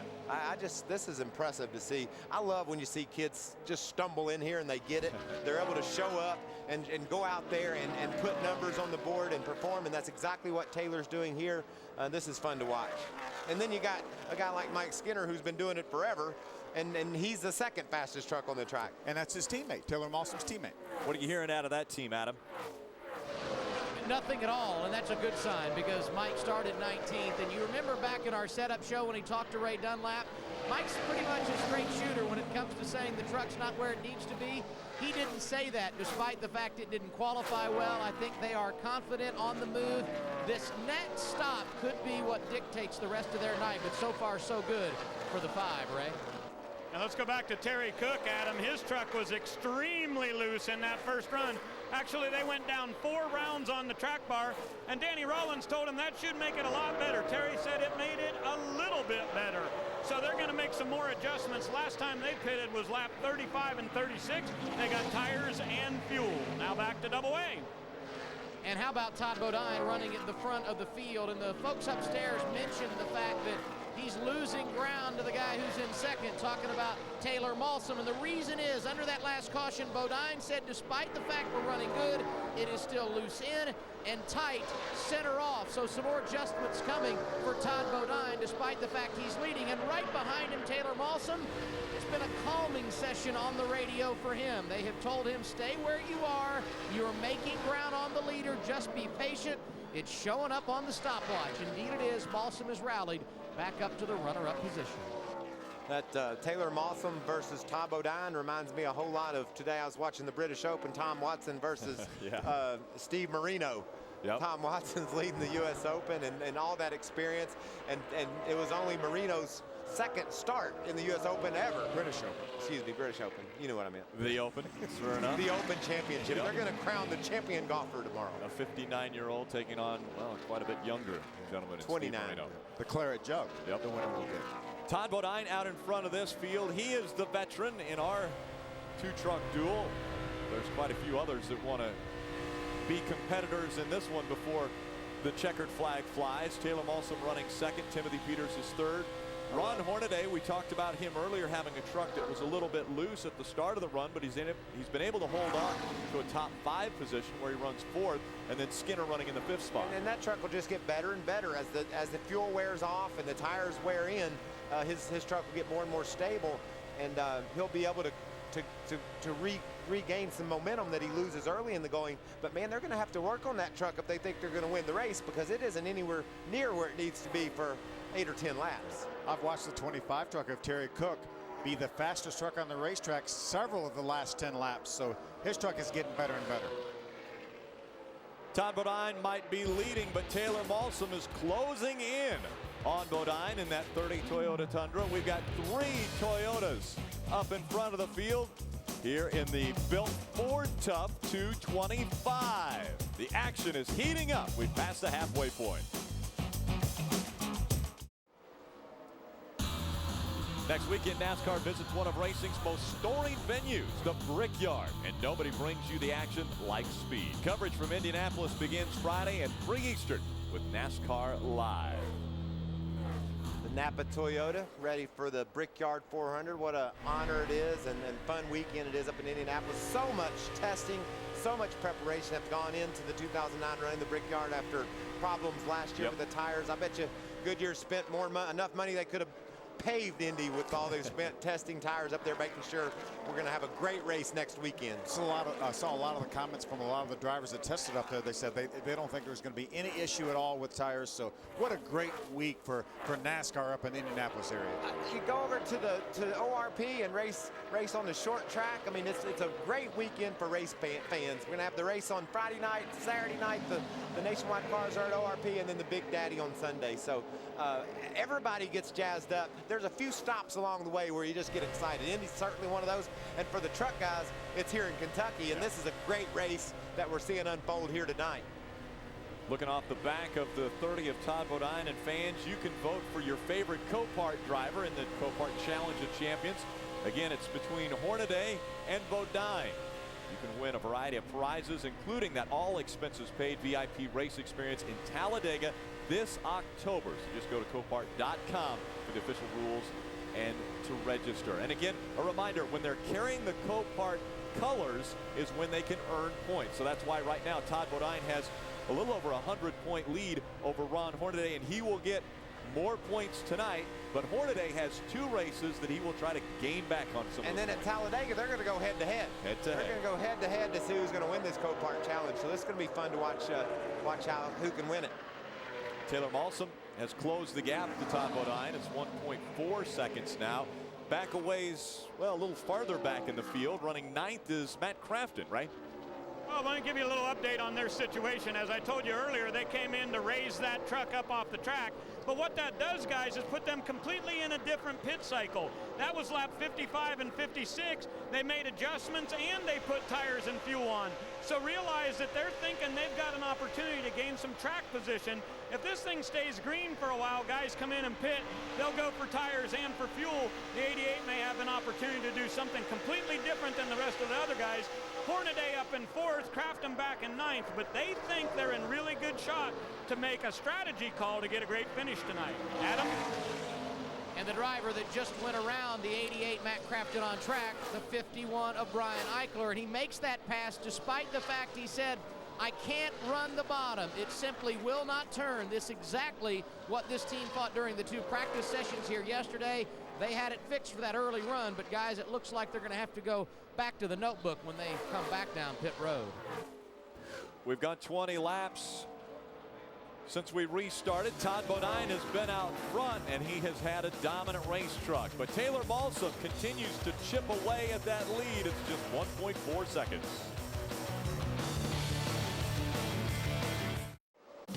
Attention all you Digger fans, you can now get Digger on your computer and get free Digger videos, wallpapers, games, and more. Just visit digger.ask.com today. Sun going behind some of the clouds here in the Sparta, Kentucky area. We're at the Kentucky Speedway for the 12th race of the 2009 season, and the gap continues to get smaller and smaller between race leader Todd Bodine and Taylor Malsom. Yeah, Taylor's been chipping away at that, sometimes as much as 2/10 of a lap. But I'm telling you, these trucks are going to get ready to come down pit road. A lot of these trucks pitted last on lap number 36. We had several trucks come in on the next caution. They have about a 20-lap cushion, as Ray was talking about with in the case of Matt Crafton. So could really put some people in danger of going a lap down if they start making green flag pit stops. One of the first guys to come to pit road is the 07. Oh, Taylor Malsom's coming to pit road as well. The 07 is in, so the process has started. It'll be interesting for me to see, Phil, how many of these guys just put on gas for a little while. You know, we saw the 07 stay out, ran pretty decent on his older tires. Now, wear will become an issue eventually, but can they just get gas for a little while? Adam, what are they thinking down there on pit road? I think for Taylor Malsom, that's what we're going to see. You can see him checking the splitter. He said it is a little bit tight, no tire wear, so they're going to only do fuel here. They will not come back for tires. That's the plan for Malsom. 2 cans, and his stop coming under green at lap 98. Yeah, these guys, that guy was down on his knees checking that right front tire for wear. Ron Hornaday now coming to pit road. You see What's going on, Adam? And it's going to be lap number 99 for the 6 of Colin Brown. They too will just take on fuel and make an adjustment. And the 33 of Ron Hornaday will come down pit road as well. TJ Bell has been on the pit lane. For Hornaday, it will be fuel and an adjustment. We talked about the fact that he was extremely loose on that run. Early, they thought it might have been a set of tires that didn't match up like they would want. However, as the run went on, he stayed loose. They made their adjustment. Second can of fuel going in for the 33, Ray. Wedge adjustment on my end for the Fun Sand Chevrolet of Johnny Sauter, trying to help it roll off of the corner. He gets gas right there. We expect Terry Cook to be in next time, but he missed the entrance to pit road. He was supposed to come in on 100. Hopefully he can make it one more lap. That'll cost him dearly, though, Phil. He got all the way slowed down and then missed the entrance to pit road, had to slide back out on the racetrack. Here comes our leader, Todd Bodine, on pit road now, as he will come in for his service. And so far, we've seen a lot of guys just do fuel only, Adam. And it will be fuel only for Todd Bodine as well. He had talked about his truck going tight on that run. Crew Chief Mike Hillman Jr. said, we're just going to stick with fuel. No changes when we come to pit road under green. He will make his stop at lap 101. He's on pit road now, Ray. The Cajun Industries Toyota came down. Terry Cook said when he went to put on the brake pedal actually broke off inside the truck, and he wasn't able to make it on pit road that time. One can of gas going on. Harris Trucking on the back here, and they need just a little bit more fuel, so they're going to go with the second can. Danny Rollins telling him 2 more seconds, and Terry Cook back to the racetrack. Costly pit stop there sequence for Terry Cook. The brake pedal breaking off, that had to be a bit of a shocker. Yeah, I saw, though, when he came back in the second time after he missed pit road, though, he was able to get that truck stopped. So there must be some sort of a rod up there that he can use to apply the brake. And right now, after green flag pit stops are cycling through, Brian Eichler has been scored as your race leader. Matt Crafton was running second. Some of these guys pitted after our leaders did. So right now, Eichler to pit road. There's only 7 guys on the lead lap, Phil, because of the fact some of these other trucks are able to run longer without coming to pit road. So a lot of guys hoping right now the caution flag don't fall. It'll throw their sequence off. And a few guys hoping it does fall, because Matt Crafton out in front. Brian Scott, who was involved in the incident early on with the right front tire going down, he is actually scored running second. Adam Alexander. Brian Eichler on pit road, and there was some confusion on the radio because Eichler could not hear his crew chief, Doug George, who said pit this time. Eichler said, I can't hear you. When do I pit? And he said, pit, pit, pit now. Not wanting him to run out of fuel. Eichler able to make it in. No issues with fuel mileage. He gets his 2 cans and pulls away. And talking about fuel mileage, Ryan Sieg, one of the drivers who did not make it to pit road in time. He had problems with the fuel. Right now, just 8 trucks being scored on the lead lap. Matt Crafton is your race leader. He's got an 11-second lead over Brian Scott. He's got a pretty big gap, Crafton does, over some of those other top running trucks that he'll keep a lap down. Looks like Mike Skinner is about 3 or 4 seconds behind Crafton, and Skinner's riding along in the 9th spot. So he would get the lucky dog ahead of Hornaday, who's in 10th right now, if the caution was to fly. Right now, Todd Bodine is running in the 4th spot. He, Taylor Malsom, have both made their pit stop, as well as Timothy Peters, and are back on the racetrack and still on the lead lap. They came out actually in front of Matt Crafton, so they would be okay if the caution flag were to come out right now. Ray, what's going on your end of pit road? Well, when I look at the front of the running order there, Phil, I see the 88, 16, and 8, and all those guys are pretty much on the same cycle. The way I have it figured right now, they still have 14 laps remaining, and before they would have to pit under green. So they're all hoping that we see a caution between now and 14 laps from now. That would put them in a different run with these other guys unable to come to pit road under yellow. But right now, Dennis Setzer had been running back about 17th. This gives them good track position. And Crafton just came on the radio. Bud Haefele said 13 more laps you've got of fuel. So pretty close. Hey, Phil, look at the 16 truck of Brian Scott. That's our 2nd place running truck.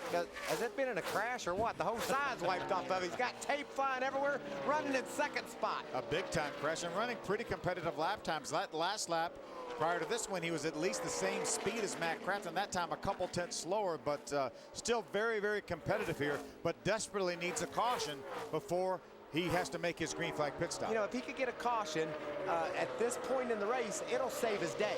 You know, if the caution doesn't fly and he goes a lap down, he doesn't have a good enough truck, I don't think, to make any of that up. But if he can get one right now, it would save his, make what looked to be a disastrous day turn into a decent run. That damage happened on lap 35. It was the first caution that came out when his right front tire went down and he got in to the side of the 60, so he was also caught up. And how about the 8 of Dennis Setzer, currently running in the 3rd spot. So Dennis Setzer with an impressive performance here in Kentucky. And by the way, this is one of the 3 drivers in this field that has won here at Kentucky Speedway in a Camping World truck. He won back in 2005. You know what's cool? You see a guy like Dennis Setzer, Brian Scott, using strategy to get their way to the front. You're seeing a lot of that more and more in all the series. Guys just mixing it up. If the leaders pit, let's stay out. Do something the opposite. They're gambling. That's right. Here in Kentucky. Matt Crafton out front.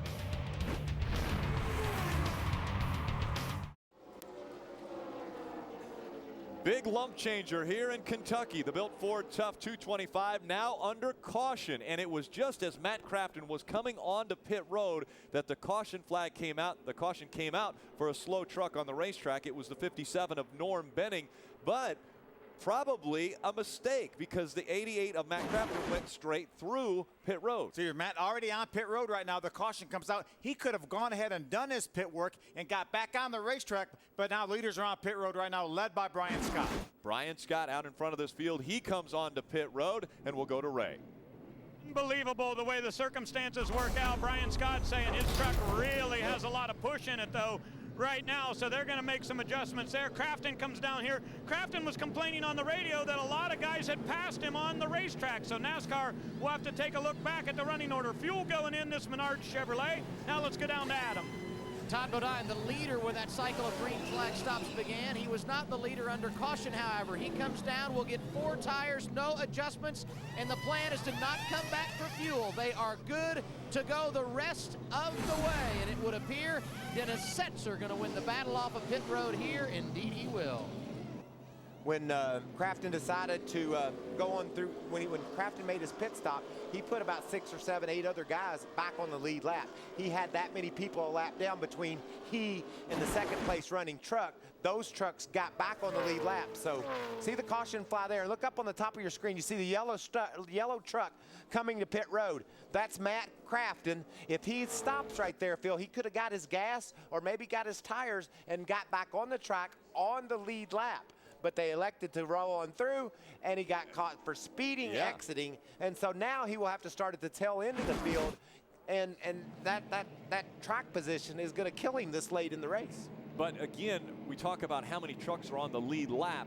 We're showing on our monitor here 15 trucks on the lead lap. You're going to add a Aaron's Lucky Dog recipient to that. So being at the tail end of the long line here could be running 16th.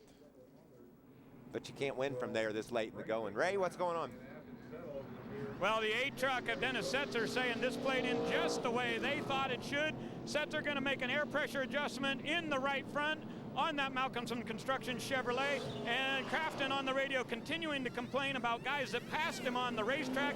He thinks he should have much better track position. Guys? Well, he's going to lose it all anyway, Ray. Doesn't have any track position. He speeded exiting the pit, and there was really no reason for him to do so. He was still leading the race when he was on pit road. So just a couple of mistakes here are going to cost him all his track position late in the going. It'll be tough to overcome, Phil. There's Aaron's Lucky Dog right there. Terry Cook had a strong truck all day. Gets on back on the lead lap. 16 on the lead lap when the green flag flies when we come back. Stay up to date no matter where you are. Get the latest NASCAR results and breaking news sent right to your phone with Speed Mobile Alerts. Just text NASCAR to Speed 3 to sign up today. A lot of intense action under this caution flag late in the race. You can see the crew for Matt Crafton arguing with NASCAR about what went down, but certainly when he comes on pit road right here, look at the top of the screen, you see the orange car up or yellow car up top. He's on pit road. He makes his stop there, Phil, gets tires or gas, one or the other. That was a freebie. It would have been legal. If he went ahead and stopped. It would have been legal because he was on pit road when the caution flag flew. Then he would have only had to make one stop under this caution, putting him in sync with the Eric Amarolas and the Ty Bodines and Taylor Malsoms of the world, only having to make one pit stop. And now, because he multiplied his problems by speeding off pit road, now he's going to restart in the 14th position. Start way in the back. More than likely, he would have been up in the top 5 restarted. So everything's been shaked out. Well, shaken out, maybe. Shake or shook, I don't know. To this point. I'm going to go with anything here. Sorted out. How about sorted out? Everything's been sorted, shook, but everything hasn't been decided up to this point. We still have 34 laps of racing to go. And you see the lead truck, that's the 4 of Ricky Carmichael. He's on the tail end of the lead lap. He's not leading the race. You got Chad McCumbie's also trying to get a lap back, and Eric Amarola is leading the darn thing. So there's a lot of craziness going on at the front. The 15 of Eric Amarola is your race leader. He's all over the back bumper. The 4 of Ricky Carmichael. The green flag in the air. Eric Almirola is trying to get by. He makes it 3 wide going into turn 1. Eric Almirola wants to leave town, Phil. He knows he hadn't had the fastest truck, but he's got the track position he needs to win this thing. And he was in a hurry when they threw that green. And that may be all he needs to get up there. We only have 33 laps to go. We know all these guys have enough fuel to get to the end. It may just be a shoot-off from here on the racetrack. It's Almirola, Brian Eichler, Todd Bodine, Timothy Peters, and Taylor Malsom. They're your top 5. Now we've got some lap down traffic right up here at the front. Johnny Sauter being one of those. The 4 of Ricky Carmichael. Yep. Again, he was on the tail end of the lead lap, but once he went behind the 15, he's now down a lap, obviously. Yeah, but he's 0-7 of Chad McCumbie right now is out front, so he is on the tail end of the lead lap. If he would catch a caution, he gets to go all the way around and doesn't have to go to the tail end of the longest lap. And Ricky Carmichael needs him to catch that caution, because then he would become the lucky dog. He's riding along right behind our leader, Eric Almirola, and so he needs the caution to fly before Almirola passes the 07 of McCumbie, or somebody comes up and passes Carmichael. Watch Malsom on the outside, looks to the outside of the 30 of Ty Bodine to make that pass. How strong has Taylor Malsom been today? Well, he's been able to get by the 30. That's 3 wide. They're coming 3 wide into 3. Will they make it? They're going to get it shaken out. Can I use that word? give it another try. I want to throw it anywhere into this conversation. Boy, that 81. Whoa, 3 wide again. Skinner, Hornaday, and Sauter. Look at the run Hornaday gets on that front straightaway. I think he's got a strong engine under the hood of that 33 truck. He sure does. That Pro Motor. Remember, it carried him to 2 winners. 2 winners the last 2 times out. Taylor Malsom, the man on the move. He's Timothy going by Peters, Brian 3 wide for second. Here comes Timothy Peters on the bottom of the racetrack. They're going to sort it out right here in this corner. Yes, they are. Taylor Malsom, Brian Eichler, and Timothy Peters all running. Here comes Todd Bodine. He's got to run. He's got a run going right now. He's on a heater. Todd Bodine is moving toward the front. Has to check up, though, behind the 15 or the 51 of Brian Eichler. And you can see Peters is better than Eichler. He can get under him, and I think he's going to clear him with a push. Todd Bodine's going to make it 3 wide. He is on the bottom. Todd Bodine using the momentum to get by Timothy Peters. Here comes Hornaday in the 33. They are dicing it up front. Looked like a little contact right there between the 17 of Peters and the 30 of Bodine. Adam Alexander. And one of the reasons perhaps the 51 of Eichler has slid back after the restart, he took only 2 tires on that cycle of stops at lap 113, and his teammate did the same. I'm talking about Eric Almirola, who's leading, and you see caution on the track, issues for the 11 of TJ Bell. TJ Bell's got right side issues. We saw the smoke coming out the right side. It's from under the truck. Looked like maybe it had some sort of problem under the hood. We saw that truck smoking a number of laps ago. We were watching it during a commercial break. A little bit of telltale smoke out of the 17. You see the black.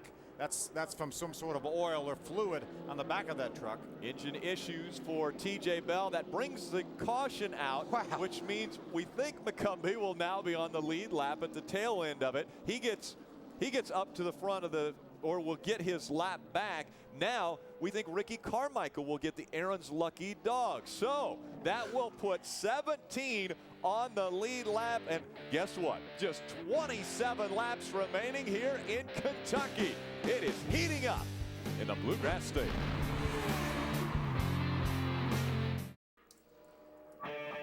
Race fans, again, vote for your favorite Copart driver in the Copart Challenge of Champions. You get to choose between Ron Hornaday or Todd Bodine to win a variety of prizes, including that all-expenses-paid VIP race experience to Talladega this October. Go to Copart.com for official rules and to register. I gotta tell y'all this. This is what truck racing is all about. Hornaday's been beating them silly, and it's getting on people's nerves. They don't want to see that. The competitors are tired of it. So let's give this credit to Aaron's for giving Ricky Carmichael his lucky dog. I got a story. I got to finish it. Eric Almirola's leading the darn race. You got Taylor Mossam, Brian Eichler. That's your top three. Todd Bodine, Timothy Peters, all the way back to Hornaday in 6th. The restart, we saw Taylor Mossam leading the race earlier, fell back to 5th in one straightaway because he didn't do his restart. He's got a chance to make up for his mistake earlier, put himself in a position to win this race here late in the going. This is tense. I barely got over that last restart. Now we're going to do it all again. Yeah, and NASCAR just said to all of the drivers, stay in line until the green flag flies. And we're about to see it once again as we get down to the final 24 laps of racing. Out in front, Eric Almirola. Taylor Mossam running second. He goes to the outside. Green flag in the air. Oh, contact. Timothy Peters ran in the back of somebody, maybe Todd Bodine. And Eichler began the process of passing before the start-finish line, so that's not allowed. He can't do what he did. Taylor Mossam made a good start. Look at Colin Brown, 4 wide. How about 3 and 4 wide through turn number 2? Here comes Colin Brown on the outside. Now, the 51 made an illegal pass prior to the green flag. He should get black flag. Taylor Mossam is looking to the outside of Brian Eichler. Made a perfect restart, Phil. Got a run on the leader. Couldn't make the pass work, but put himself in a position to win this race. Taylor Mossam right in front of him. Eric Almirola running in front. The 51 is being told you have to do a pass-through. Otherwise, they'll pull your scorecard. So a illegal restart for the 51 of Brian Eichler will send him to pit road. And now here comes that 33 of Hornaday. Just when you thought he was out of it, he's coming right back. He was 6th 1 lap ago. Now he's passing down for the 3rd spot. Eichler's trying to get to pit road, but it's going to be hard for him to pull that off right now. Todd Bodine's all over the back of him. This is what truck racing is. Why it's so cool. You can't tell me you could have predicted Eric Almirola and Taylor Mossam be battling for this lead so late in the going. 2 guys looking for the first ever Camping World Truck Series win, and then the guy behind him in 3rd is the all-time winner here in the Camping World Truck Series. Eric Almirola, a 25-year-old out of Tampa, Florida. And how about out of Seattle, Washington, Taylor Mossam, who's 20 years old, and a caution comes out once again. Not another caution. The blood pressure continues to go up. This is killing me.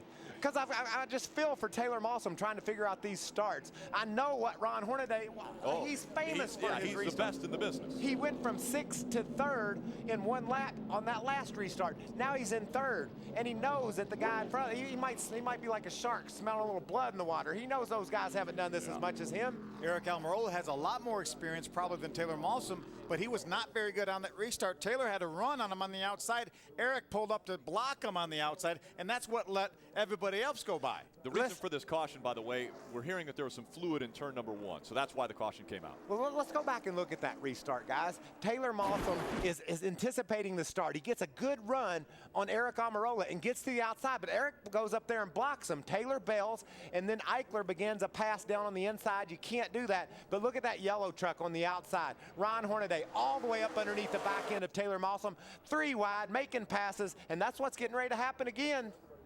Here's Check this out right here. Now watch the 15 truck is going to spin the tires right here, and then he's going to jump to the outside to block the 81 of Mossam. Right there, see him spin the tires and wiggle, then he pulls up to block Taylor Mossam, and that allows everybody. Hornaday actually got in the back of the 17 of Timothy Peters, but he goes by on the outside. Now again, he did not make the pass, but he initiated the pass, right? Is that why he's being penalized? He was in the act of passing. Yeah, he was initiating this pass. And Taylor Mossam made a good decision. He was trying to stop, but all he had to do was pull back behind that 81, and NASCAR would have allowed him to get by with it if you give the spot back, Adam. And that's exactly what Eichler said on the radio. He said, I was trying to avoid a caution. I got to the left to get out of the way and avoid making a wreck happen on the racetrack, and I gave the position back. Eichler was pleading on the radio, and you can see crew chief Doug George, his blood pressure hit the chip. Unfortunately, all to no avail. Eichler has paid his debt to NASCAR, and what looked to be a sure top 5 run is not to be tonight, Ray. And down on my end, Adam, the 13th truck on pit road with the hood up for this Fun Sand Chevrolet. No fuel pressure. So they're going to look at the front. Johnny Sauter has the engine shut off, but they think maybe it could be a fuel filter clog here in the back. So the guy's looking on the rear end of this truck, but a chance that Sauter's day may be done here with 20 laps remaining at Kentucky. Difficult situation for Johnny Sauter. He scored 18th last time by. Y'all get your breath. This is I would advise not strapping in to the couch or the chair. I get yourself up on the edge of the seat and maybe stand for this one. Well, you've got the most interesting set of circumstances set up here with just under 20 laps to go when they go back green flag racing.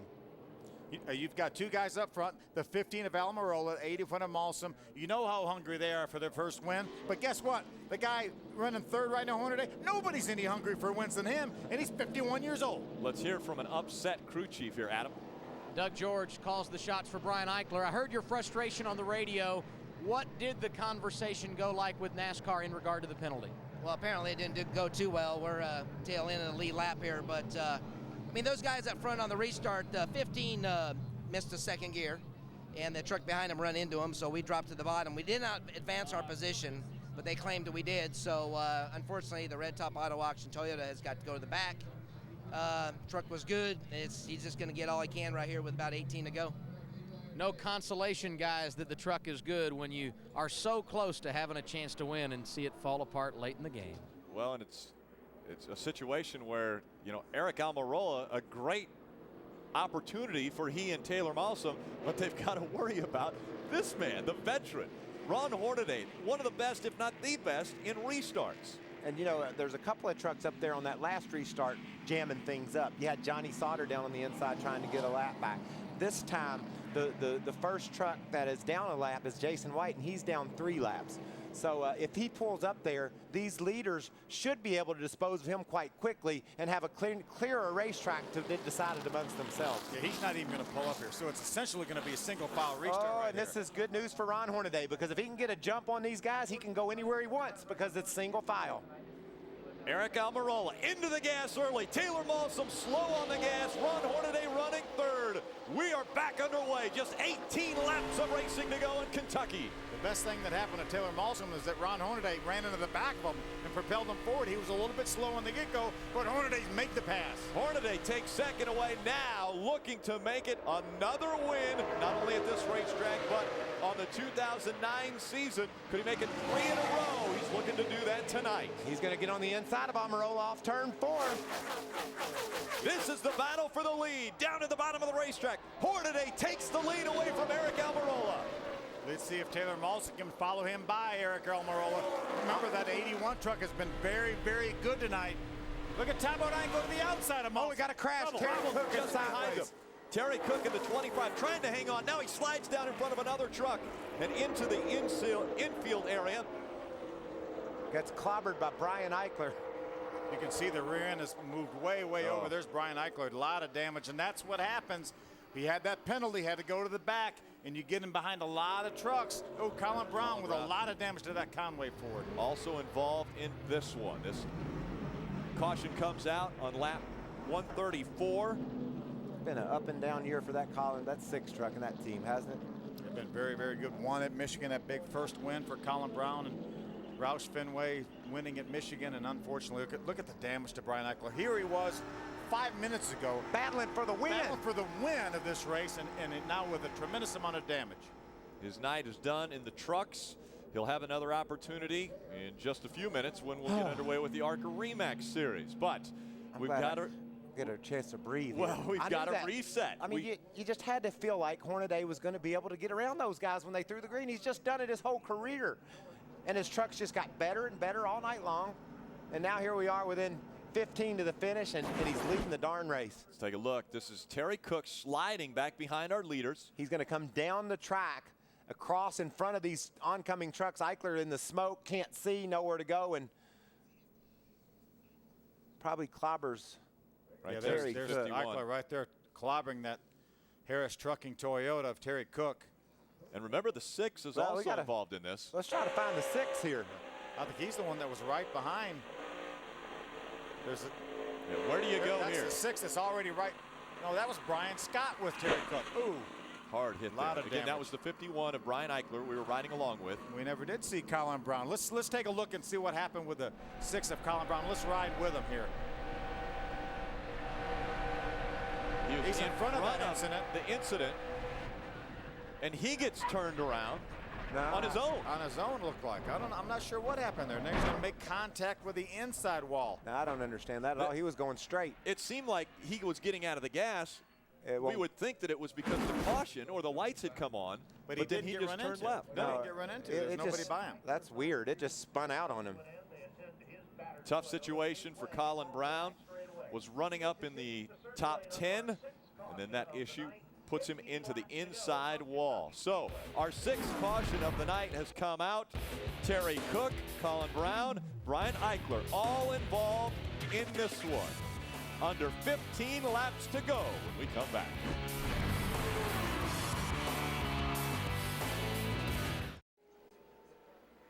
Welcome back to the Bill Ford Tough 225. You've got to be tough to survive this race.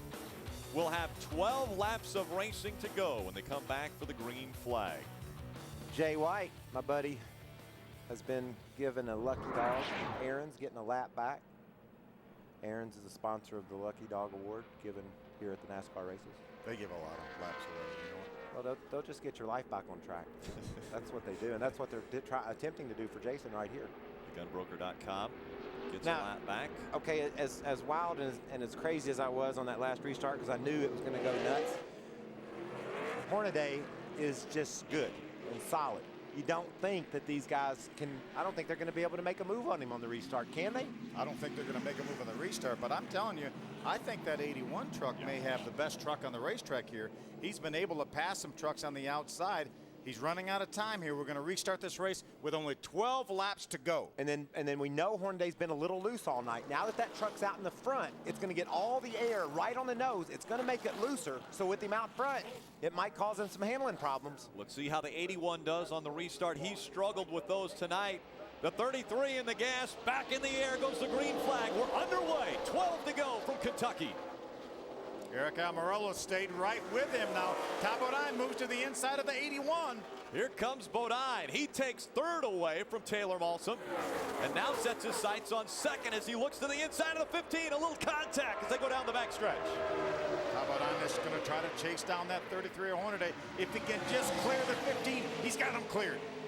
Up the track goes the 15 of Eric Almirola and the 81 of Taylor Malsom. They run high through 4. Duck back down to the low side of the racetrack, following in the tire tracks of that 33 of Hornaday.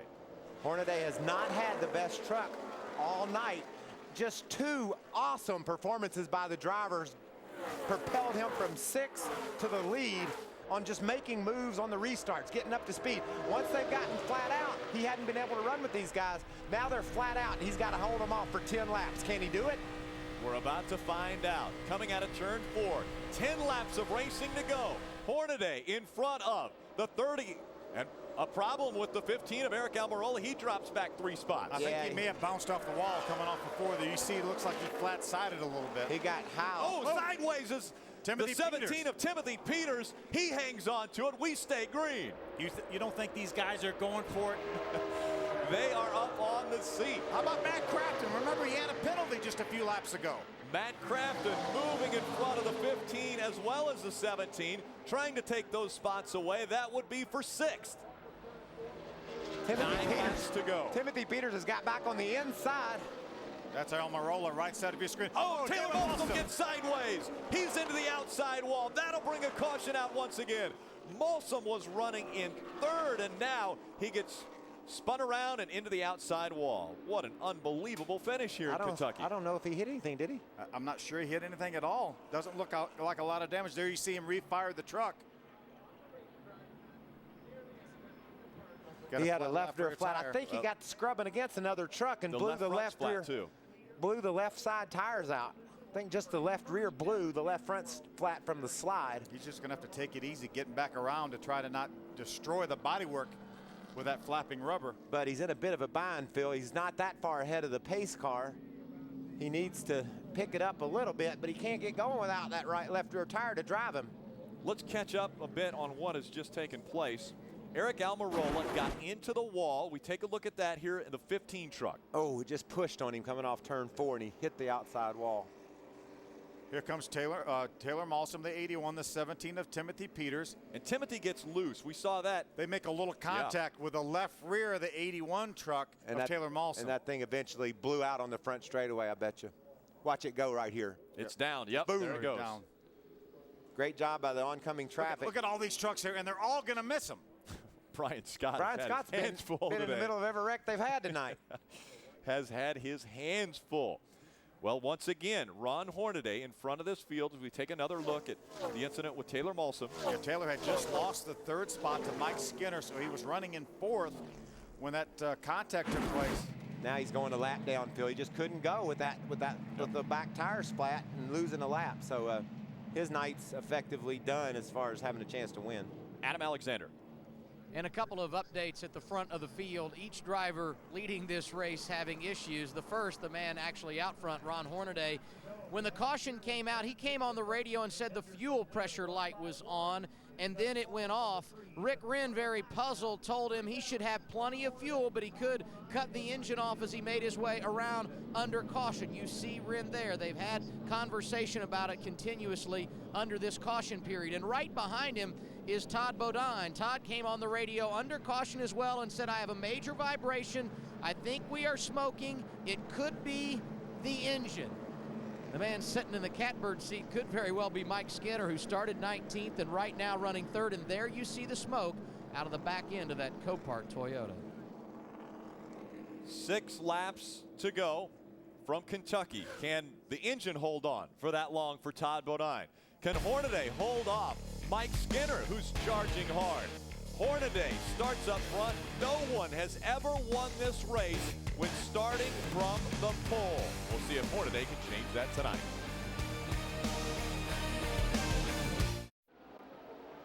Green flag back in the air. Hornaday in front of Bodine. Will the engine hold on? Skinner moves to the outside of Bodine as Bodine moves down to the bottom of the racetrack. I think that engine is definitely crippled on that 30 truck. He may run okay through the corners, but he's going to lose it down the straightaway. Skinner to 2nd and Matt Crafton to 3rd. How about the run by Matt Crafton? An impressive performance tonight after starting in the 15th position. You know, we talked about Matt Crafton struggling here as of late, but darn, he's got some fresher. He's got the freshest tires he's had all night. 3 wide. 3 wide. Brian Scott on the outside. Ricky Carmichael on the inside. Here comes the 24. What a move by David Starr to the outside of Dennis Setzer. You know, Crafton pitted under that caution, which means his tires are a little bit newer than the guys he's racing against. He can't seem to do anything with Skinner, and Skinner's got his desires to go catch that 33. He wants to beat Hornaday bad. Hornaday with almost a half a second lead over Skinner as they come to the start-finish line. 3 laps of racing to go. Ray Dunlap. And Crafton came down pit road the last time they made a track bar adjustment and went down on the right rear jack bolt, and he said that really made his truck a lot better in the center of the corner. Take a look at this. David Starr, Brian Scott up front. Then you've got Dennis Setzer in the 8. Ricky Carmichael in the 4 on the outside, all battling for position. Chad McCumbee in the 07, James Buescher in the 10. How about that run on the outside by Ricky Carmichael? Carmichael all the way up to the 10th spot and moving forward. And there's the gap now between 1 and 2 with 2 laps to go. Hornaday just in front of Skinner. Skinner's got a better truck. He's able to close in on Hornaday, but closing in on him and past him, 2 different stories. Watch Skinner. Will he go high through 3 and 4? That's where he's been making some good time. He does. He goes to the high side of the racetrack. Going to try to run that corner wide open. Doesn't look like he gained much on Hornaday. Does he have anything for Hornaday? The final lap. White flag goes in the air. Hornaday just in front of Skinner. Remember, both of these drivers have won here at Kentucky Speedway. This could be the first repeat winner at Kentucky Speedway. Will Ron Hornaday be able to do it, or will Skinner be able to get him? Down the backstretch they go. He gets a good run off that second turn. Here comes Skinner all over the back bumper of Hornaday as they go into turn 3. Skinner goes to the high side again. Keeping the momentum up. Skinner in the gas. Hornaday coming out of turn number 4. Hornaday stays in front of Skinner. Hornaday will win again in Kentucky. 3 in a row for Ron Hornaday. 2009, extremely good for Hornaday. That's his 4th win of the season. And as you mentioned, 3 races in a row for Ron Hornaday. The momentum continues for that 33 team. We said before the race, what would this rear end housing issue that we talked about prior to the start do? I thought it would inspire this team. Hornaday won this race not because of any rear end housing he had. He just outdrove those guys late in the race, cut his way from 6th to the lead in about 3 laps, and you just didn't see that out of any other truck tonight. Extremely impressive. The fireworks starting to go up in the air here as Ron Hornaday will make his way to victory lane. And the winning crew chief, Rick Wren, is with Adam Alexander. He made some pretty good adjustments throughout the night. You finally got it where it needed to be, Rick. Talk about your 3rd in a row. Boy, I'm going to tell you what. I think it's the first time for 3 in a row for me. I don't know about Horn. My first win at Kentucky. It's awesome. Had to make major adjustments on that last one. I don't know if the tires are off or my adjustments are off, but I said we're not going to win this race if we don't really get after it. So how about that Longhorn Chevrolet tonight, huh? It was just awesome. I mean, I love it. A solid win for Rick Wren, who will join his driver in victory lane for the 3rd consecutive week. Grabbing the checkered flag is Ron Hornaday. This is the 7th time in this series that a driver has won 3 consecutive races in a row. And you see Ron Hornaday's name on there twice. An impressive performance by this entire team, and what a finish here in Kentucky. We'll hear from your winner when we come back. The NASCAR Camping World Series on Speed is presented to you by Ford. Different is good. Drive the Ford difference at your local Ford or Lincoln Mercury dealer.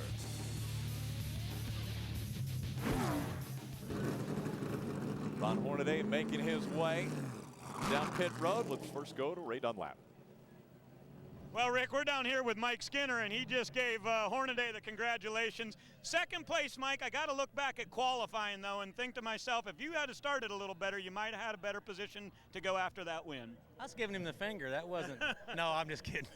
No, Ronnie did a good job. I think one more lap, we might have been able to challenge him a little bit right there. But I hate it for Taylor Molson. Man, he had a great truck tonight, and both the David Dlrs trucks, Randy Moss Motorsports trucks did a good job, and stuck back there qualifying, kind of messed us up, you know, on the qualifying deal. But I want to thank the fans. I want to thank Exide and everybody that's came along. I mean, PC Miller's going to be on the truck at Nashville. We're going to welcome them to our program with a new GPS, and thank Toyota.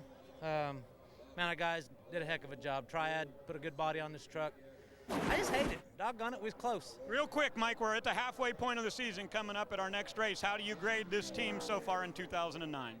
Well, for the budget that we've had and the amount of people that we've had and the resources, Toyota does an awesome job, and these Dysinger engines, man, they're just awesome. But Eric Phillips and David Dlrs have done, and Doug Wilcott, they have done a heck of a lot with a little bit. All right, Mike Skinner with a 2nd place run tonight, and now to victory lane, Adam Alexander and Hornaday. And this marks the trifecta at Kentucky. Hornaday not winning 1, not 2, but tonight making it 3 in a row as the confetti flies, and in the process becoming the first 2-time winner in the Bluegrass. You started on the pole, you won the race, but it was much more complicated in between. Talk about a very eventful night for you behind the wheel. I hate to say we didn't have the truck to win. It just, them restarts worked out in our favor, and Rick Wren just done a great job. And first of all, look at these fans here. This is unbelievable. I got to thank all them, and Longhorn sticking with us and what they're doing. And Kevin Delana, thank you. Hope you win tonight, boss. But especially Mark Smith. I mean, this thing.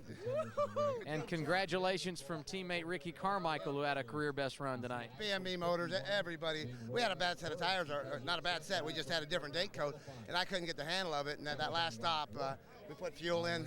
We had that yellow come out, and Rick Wren put 4 tires, made some hellacious adjustments, and that's a big word for me, but unbelievable.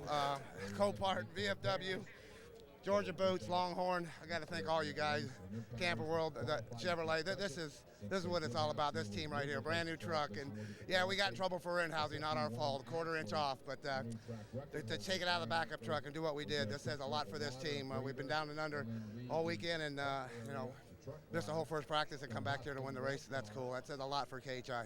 Let's talk a little bit about those restarts and the man who was behind you at the end, because Skinner was very aggressive. He said one more lap he may have been able to get you. How big was your spotter in keeping you in front to get the victory? Well, if I drove it in any harder, I kept bottoming out, and that's what happened the last lap, and that's where Mike really got a good run on me. So one more lap, I don't know if he would have got me. It would have been a heck of a wreck, but I know he definitely, his truck wasn't hitting the springs as hard as mine was, and he can roll the middle a lot better. But I got him down here. I mean, I was flat-footed through 3 and 4, so we finally got the truck right. It took all day and all day yesterday to get this truck right, and it's unbelievable that these guys never say die and just keep on working on it. You know, I would have came out here with a top 5. I've been real happy with that, but these guys just keep pumping me up. Rick Crowley on that radio, and just everybody, you know, just on this whole team. This is pretty exciting, 3 in a row. I think Johnny Benson's the only one that's ever done it, and this is cool. Johnny, too, by the way. I heard he's getting an operation tomorrow. Do good, buddy. Ron Hornaday gets victory number 3 in a row, and the first half of the season, no doubt, has belonged to driver 33. Well, they've had amazing momentum through 12 races. We want to take a look at the point standings. A 96-point lead over Matt Crafton, but remember, we think there's going to be a penalty. We don't know if there'll be points. We don't know fines. We don't know what the particulars will be, but that 33 bunch is going to have to get a little bit of a hit from NASCAR. And remember, they already had a 25-point penalty from an infraction at Daytona, so that could be a 121-point lead. It's only 96, and will probably go down as the week goes on. Brian Scott moved up a spot even after an unbelievable difficult day for him. He brought out our first caution earlier on lap 35. So Hornaday in victory lane once again. It's becoming old hat for this team as they were able to get in front of Skinner and stay out there. He mentioned it. The restarts got him out there. He was able to hold him off at the end.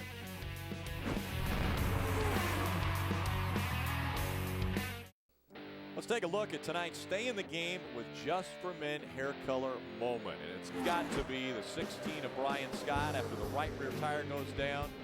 Good truck early on, takes Stacy Compton out with him. A lot of damage. Watch now. He just barely avoids. Actually made a little bit of contact with Terry Cook. And now watch this. I mean, he had to make just a seat of his pants move to the left and hope he could get the thing to stick. He did all those things and comes home with a 6th place finish. What a great performance. Stay in the game with Just for Men hair colors. Exactly what Brian Scott did. The celebration continuing in victory lane. Let's go down to pit road and Ray Dunlap. Well, thank you, Rick. I got the top 5ers hanging out here. Eric Almirola gets a 5th. Timothy Peters with a 4th, and let's get in and talk to Matt Crafton. I've seen some crazy races before, but I'm not quite sure all what happened to you tonight. I can't believe that you were able to get back and get a 3rd place after what all went on for the 88 team. Yeah, these guys didn't give up. I mean, they were awesome on pit road. I mean, we raised the hood twice, went under the hood, and put rounds in the front end. And we raised the track bar, and we did everything. We threw everything but the kitchen sink at it. And I mean, we were thinking about that if we had no more pit stop.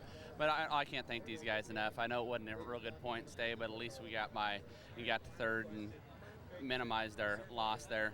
But all in all, I mean, not too bad for the large Chevy. The guys in the booth were saying that once you hit pit road, you were there before the yellow came out, and you had an opportunity to use that to get a freebie. Did you guys think about that, or does it just all happen so fast?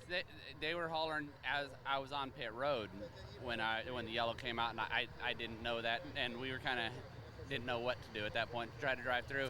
I still don't really, get how it happened, because I was driving down pit road, it freezes the field. So I got a bunch of guys lap down, and it didn't catch them a lap down. So they got to explain that to me.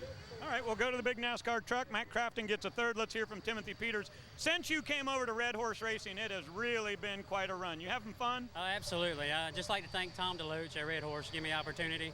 HushTruckMasters.com Toyota Tundra was awesome tonight. We just got a little fender damage there with about 10 to go and made us a little aero tight. So good night at Kentucky, and man, I'm having a blast. It's just it's awesome to be here in the Cape World Truck Series. All right, congratulations, great run. And Mr. Wallbanger, tell me about your night there. You were running up front pretty good and pretty hard contact. I can't believe you come out of there with a top 5. Yeah, really proud of Richie Waters and all these guys. I told myself going into turn 3 I was not going to lift, and I was going to try and run wide open and keep my momentum up.